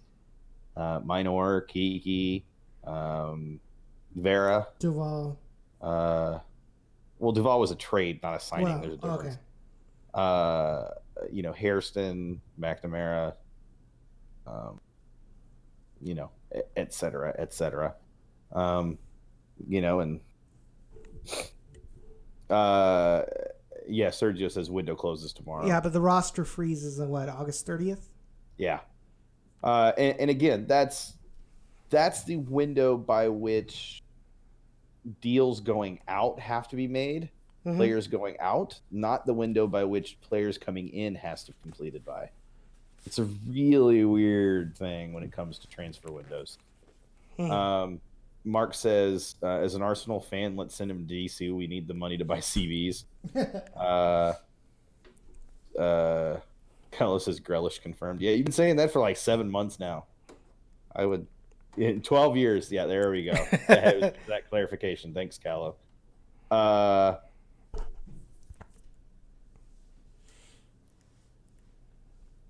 right, so what else do you guys want us to talk about? We don't have a whole lot of time left. Just about 15 minutes or so, roughly. And we're here to talk about whatever you guys want to talk about. while we're waiting for you guys to give us ideas, why don't you hit that like button, hit that share button, hit that subscribe button, and be part of the Gen Orange family. Yes, please, and thank you.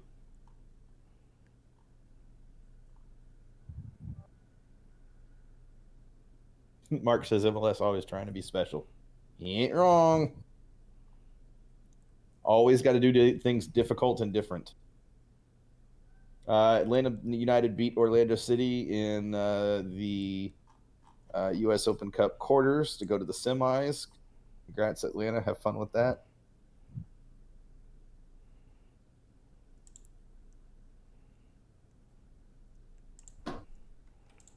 Inter Miami FC just signed, I don't remember his name, but he's a U20 Venezuelan player who's going to be a good player for their team. It's clear Inter Miami FC are focusing on coming into the league in a way where they're going to be light spenders in terms of overall money, but their intent is to sell on players to make that profit to buy better players as time goes on.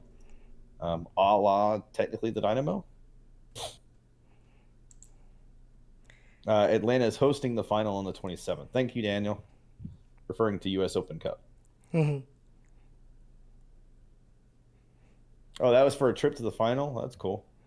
Hope Atlanta lose. Gattuso rumored to be Miami coach. And they actually signed a Venezuelan player already. Yeah, I just mentioned that. Okay. Yeah, that's their second Venezuelan that they signed. Yeah. Was the one today. Sorry, I was just looking on Twitter, and apparently the whole independence thing is starting to start up again. Hashtag RGV fun.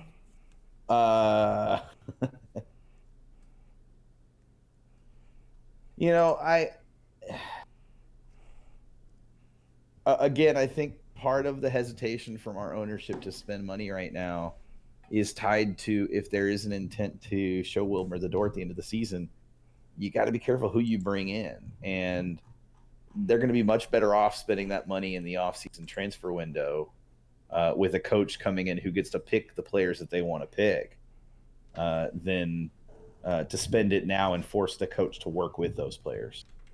Mm-hmm. And again, what was coming into the season, what was the big outcry from fans? They wanted the club to not get rid of Elise or Morrow in the summer window. And what have they done? They've not gotten rid of Morrow and Elise in the summer window. Mm-hmm.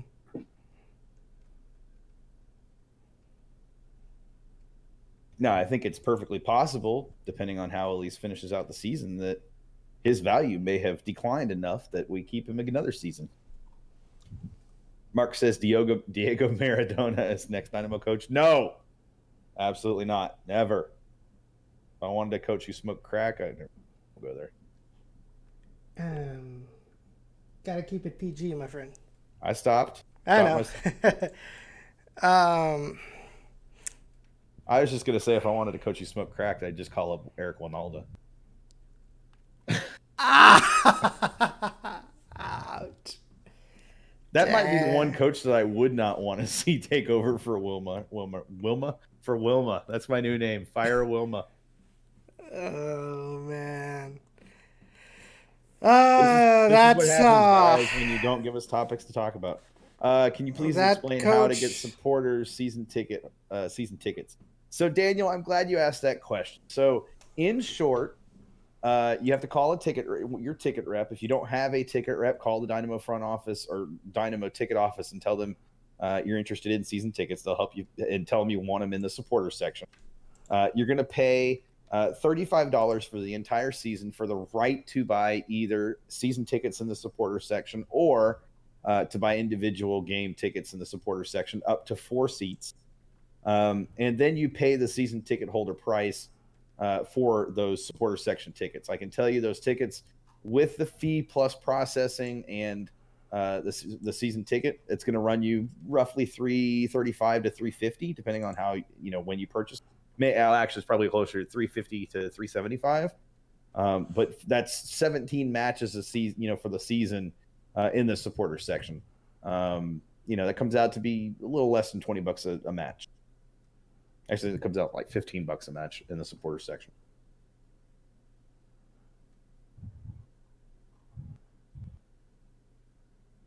So Daniel, hopefully that helps you understand that better. Wow, I got 1, 2, 3, 4, 5, 6, 7, 8 laughing emojis out of that. I feel like I've definitely succeeded in tonight's show.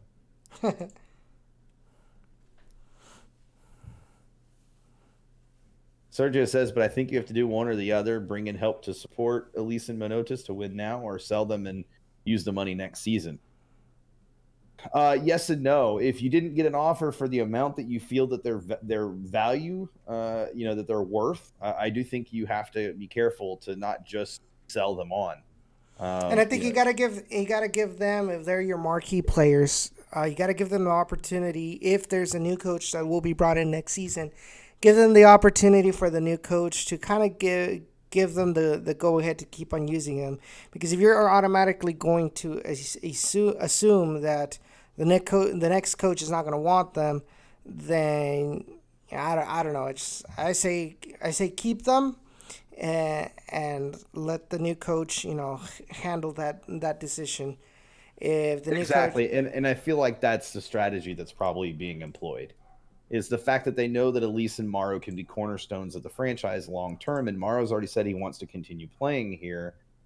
Elise has expressed an interest to go overseas, but if a coach comes in and he says, new coach comes in and he says, I really want to keep these two players. I feel like they're cornerstones of the franchise. You need to pay them.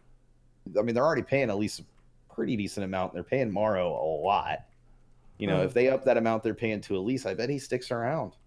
And if he really wants to go to Europe, if the opportunity is there and you can get 8 to 10 million for him right now, I think that's a reasonable amount. I think you pull that transfer, but I don't think anyone's getting close to 8 to 10. We heard rumors of 6.5 previously, but that's $1.5 million off. $1.5 million on a transfer. That's another 3 players realistic at $500,000 each. And trust me, at $500,000, Matt Jordan can do a lot with $500,000 for players. Mark says you have to get somewhere in between 17 to 22 for both Morrow and Elise combined. So you figure I said about 10 to 12 for Elise. So that puts you about 5 to 7, 5 to 10, I guess, for Morrow, which I think is fair. I think that's a fair combined amount, and I think it's possible you can get it. 1.2 million to Morrow, 600K for Elise is their annual. Yeah, that's how much they're paying currently. And some of that includes agent fees and things of that nature as well. So that 1.2 million to Morrow isn't his actual salary. It's still over $1 million, but it's not that full 1.2. Sergio says I wouldn't pay that much for him. Are you talking about Elise or Morrow? Probably Elise. People pay funny money for players overseas, man. I mean, you just need the right circumstances to come into play. You need a player to get hot at the right time, right before a transfer window, which definitely did not happen this transfer window. I think that's part of it too, right? Elise is on a decline in form right before the transfer window. He didn't play well or as well as expected in the Gold Cup. That's going to affect his sale value. Morrow's form has not been as high as it was early in the season. That's going to affect his sale value. David says Mourinho doesn't have a job yet. No, absolutely not. There will be no Jose Mourinho coaching the Dynamo for the love of all that is holy. There are teams out there though that would pay 10 to 12 million for Elise. I mean, they were at 6.5 million, and if you can have him figure it out before the end of the season and show a half season that he's got what it takes, then yeah. I mean, and there are coaches that want Elise for obvious reasons. Mark says someone call back Fenerbahce. They're not going to pay more than 8 million, I think, for him, no matter what. Cisco says, what happened to the video? Edson decided he didn't want to be the only one showing on video, and I'm not doing video tonight. We're trying to give you guys the best quality audio. We've been having some trouble with audio the last couple of weeks, and that's why we're switching to the Discord chat and everything else. We still want to do video long term, but we want to get some things under control first to give you guys the highest quality content possible. David says he's proven Callow says people want Kinnear back. Kinnear coming back would put us back another 10 years, 10 seasons essentially. God, I don't even want to think about how bad Kinnear would be with RGV. He would just players would not get an opportunity to play ever. He's a veteran-oriented coach that is gonna play veterans. He's not gonna play the youth nearly as much.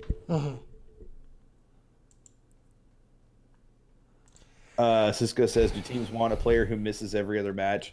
No, and like I said, I think that it clearly has lowered his value in this transfer window, but I think it's more important that he bounces back from that, shows over the next period, leading up to the push for playoffs and things like that, over the next, let's say, 8 matches to close out the season. He shows that he can figure it out, and he's got a solid head on his shoulders and that sort of stuff. That was just a bad couple of matches, and he can get it back. David, that's a low blow. You're banned. Not really. I would ban you, but I appreciate you, but you're banned all the same. Sancho says, I just came back from Glenn Davis's show as he had the Houston supporters, AAA, Bayou City Blues. Yeah, Glenn Davis's show tonight, he had on a round table with a bunch of supporters group members from a lot of European club supporters groups. That's awesome. I hope he does more of that kind of stuff. I think it's great. John Terry confirmed next Dynamo coach. He'd be better than Wilmer. I would take it. Frank Lampard, I would take it. Still better than Wilmer. Click the button to download. Eric Winalda will not take it. The guy is terrible. I can't stand him. I would boycott that. I'd still go to matches, but I would boycott with signs and things. I would make it known my opinion on the matter, for sure.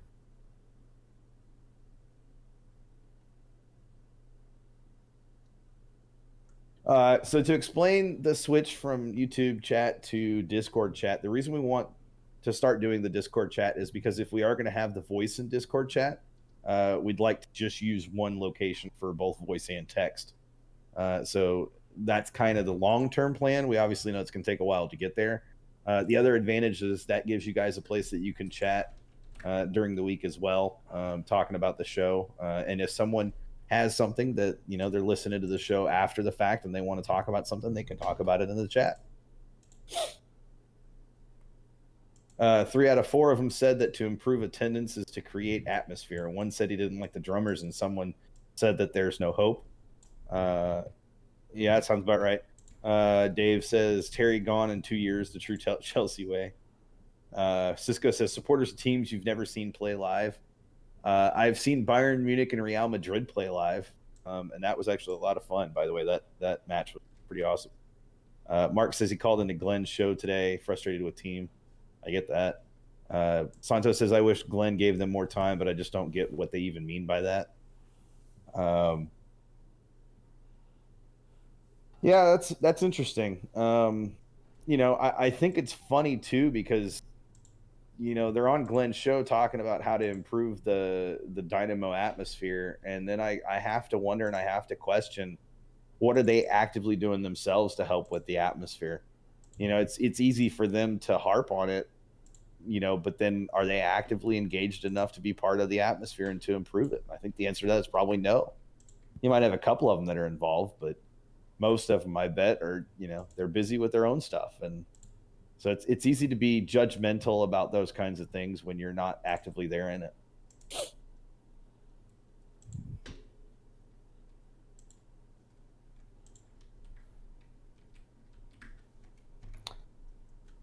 Guys, as a reminder, as we're kind of wrapping up the show tonight, do us a favor, like the video, share the video, subscribe to the channel. You guys keep us going week after week. It's exhausting, trust me, it really is. But we're here to improve with you guys and grow with you guys, and you liking and sharing and subscribing goes a long way towards that. Cisco says the UK teams don't even have bans, so of course they don't like it. It's not their culture. Yeah, I mean there are some. Oh well, yeah, he said UK specifically. There are European teams that do, but it's not really the style and culture for most teams in Europe to have full-fledged bands. Yeah. Playing. That's more of a Central and South American culture thing. Really more of a South American culture thing. Even beyond that, I mean, it is a Central American, but mostly South Americans, kind of where that comes from. Yes, Mark, Dybala to Tottenham. Hopefully that gets finalized soon, because I would absolutely lose my shit over that in the best way possible. That would be a hell of a replacement for Christian Eriksen to leave to Man U. Then I wouldn't care if Eriksen left to Man U and we got Dybala out of it. By all means, make it happen. Totally fine with that. Who do you prefer, Bruno, Lo Celso, or Dybala? Dybala, and I don't even think it's close for me. I think Lo Celso can be good enough in a few years. I don't think he's good enough now. And Bruno, I'm kind of whatever on. I'd take him. It's not a big deal to me. Dybala, though, he's such a good player and a good finisher. And he's a smart football player, and Poch loves those types of players. I think he'll fit in. I think he'll be able to slot in well with Son and playing out wide and distributing into. Shut up, Sergio. Distributing into Harry Kane or whomever else may be playing forward at the time. And it's Tottenham. And with that, guys, Kyle says, I think we need a bigger band, if anything.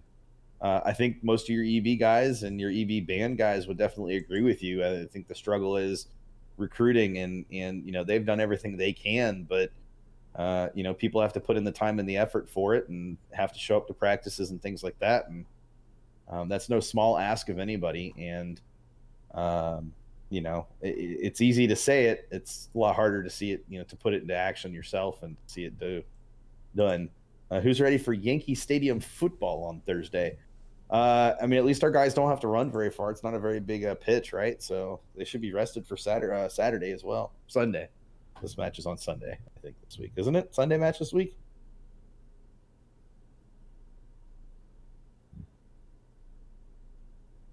He'll be able to slot in. Oh, that was so bad.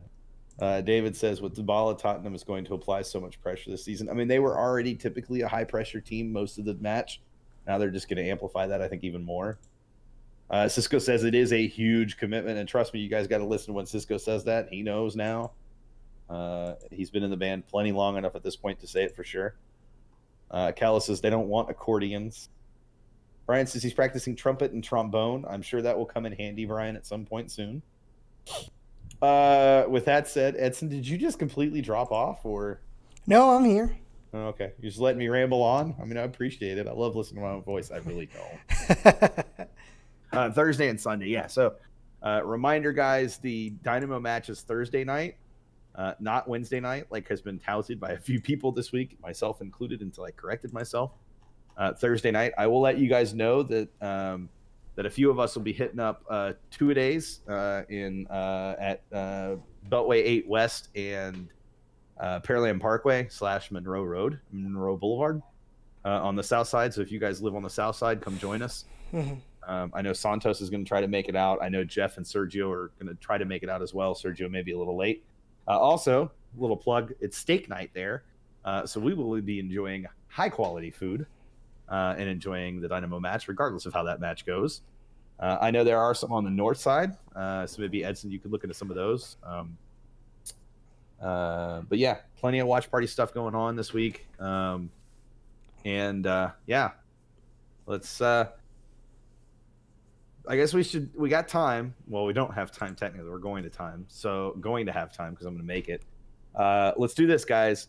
Let's do, and I know this is going to be miserable and I'm asking this at the wrong time, but let's do the classic prediction and bold prediction for Thursday's match. And Sunday's match, too. You got to predict Sunday's match also. Okay. Edson, you get first prediction. All right. Why you got to do this to me?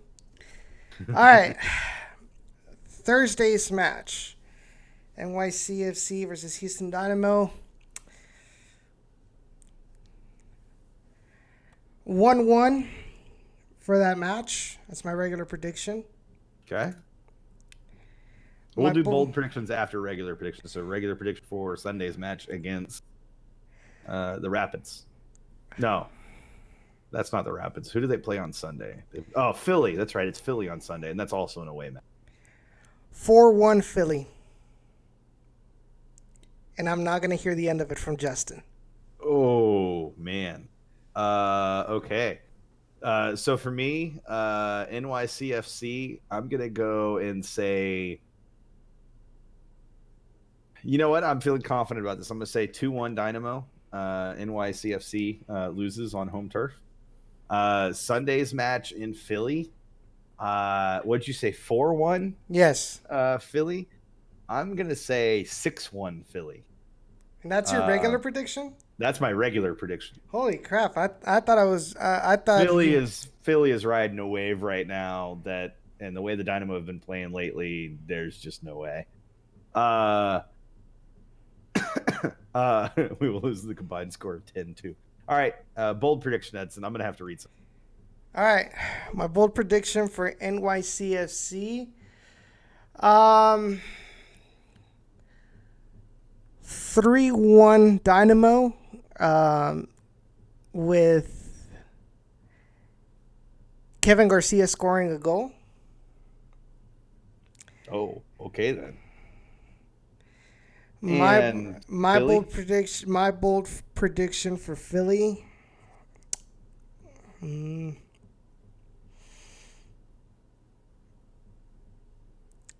This is tough because my regular prediction is kind of borderline with what could be a usual bold prediction.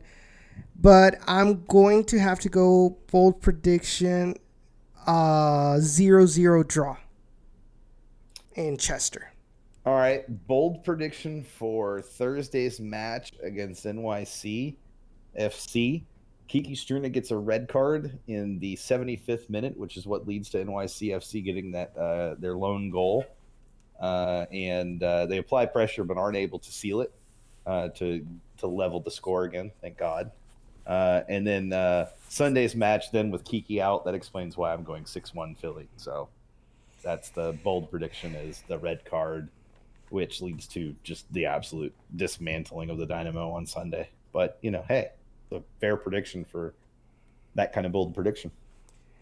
Especially since Kiki hasn't gotten a red card during the season. He did it in preseason, but not during the season. By the way, do you remember the team that he got the red card against? Was it NY? I think it was NYCFC. I'm just throwing it out there. So what was your bold prediction for Sunday? Bold prediction for Sunday is no Kiki from the red card. That prediction was so bold for NYCFC that it carries over to Philly. That seems legit. It is, though. You have to admit that would be that kind of a situation. True. David says, not bold prediction. Sunday at least gets another yellow. If he does, it's not a big deal. His yellow is reset after this suspension serving on Thursday. Blue says it was Seattle. No, it wasn't NYCFC. It was Seattle. But same type of deal. Kiki, they know there are players that I think it was Seattle Santos, but it might have been NYCFC. I don't remember. I swear it was NYCFC. Mark says, bold prediction, Wilma gets fired. I'm on board for this. I'm on that train. If it happens, I will. Look, I don't want him to be fired until the end of the season, only because of everything I've already shared. But if it happens before then, I will come on this show and I will shotgun a beer on video. I'll shotgun a beer and I'll periscope it if Wilmer gets fired before the end of the season. I've made the claim. Now I got to do it. That's a pretty bold prediction, though. Is that the third part of this? Saying what you do if Wilmer gets fired in the middle of the season? Apparently. Here's mine. Santos says, bold prediction, 2 away clean sheets, bold draws. I would be down for that, actually. I would be totally okay with that. That's pretty bold. Mark says, Boney hat trick at NYCFC, bold prediction. Santos says he said bold, not alternate universe. About the Kevin Garcia goal. Yeah. No, I know. So what would I do if Wilmer gets fired in the middle of the season? Mark, yes, you can join in on it. Yes, what would you guys do if Wilmer gets? Will you guys do if Wilmer gets fired in the middle of the season? And just know, if I you commit declare to it in myself. chat, that's like written in stone. I declare myself to my crush. Oh shit! Oh shit! If Wilmer gets fired this season, like before the season ends, I will do that. What is the official end of the season for you? Is that the last match of the season? The last match of the season. Okay. All right. I got to go make some phone calls. Get some stuff in motion. Oh, jeez. Edson's going to regret that. It's going to be great, guys. It's going to be great. And of course, we'll have to get it on video, too. Oh. But yeah, seriously, put it in the Discord. Don't put it in YouTube chat. Put it in Discord. What you will do when, if and when Wilmer is fired in the middle of the season. We've already said ours. We'll be waiting for yours in the Discord chat. Guys, thanks for joining. Damn it, Callow, I was about to end this. Callow says I would hold an impromptu parade down Emancipation. David says I'm not into you, Edson. Sorry to break your heart. Oh, guys. All right, guys. Hey, thanks for joining us. We're going to go ahead and shut down because we're already a little over, obviously, and I've got things I need to go do before tomorrow. But hope to see some of you guys out. I did, Callow. They were great. The chat just scrolled so freaking fast. But hope to see some of you guys out at 2-a-days on Thursday. It's going to be a great time. We're going to have fun no matter how the Dynamo play, no matter what the scoreline is. We're going to have fun and enjoy our steaks, damn it. But, guys, until then, have a good night. Stay forever orange. And take care. We'll see you next Tuesday. Oh, wait. We'll talk to you later. Bye. Yeah, no Tuesday show, by the way. Sean has work. It's all right. I'll probably do something impromptu next Tuesday then. But we'll see each other until the next show. Take care. Well, I woke up on the lobby floor. Yeah, last night was some kind of war. I'm coming down like a waterfall. I check my phone, but you never call. Lost in the ceiling, caught up in the ceiling. I can't seem to let it go. Locked in this cage, I've been stuck here for days, and I can't seem to let you go.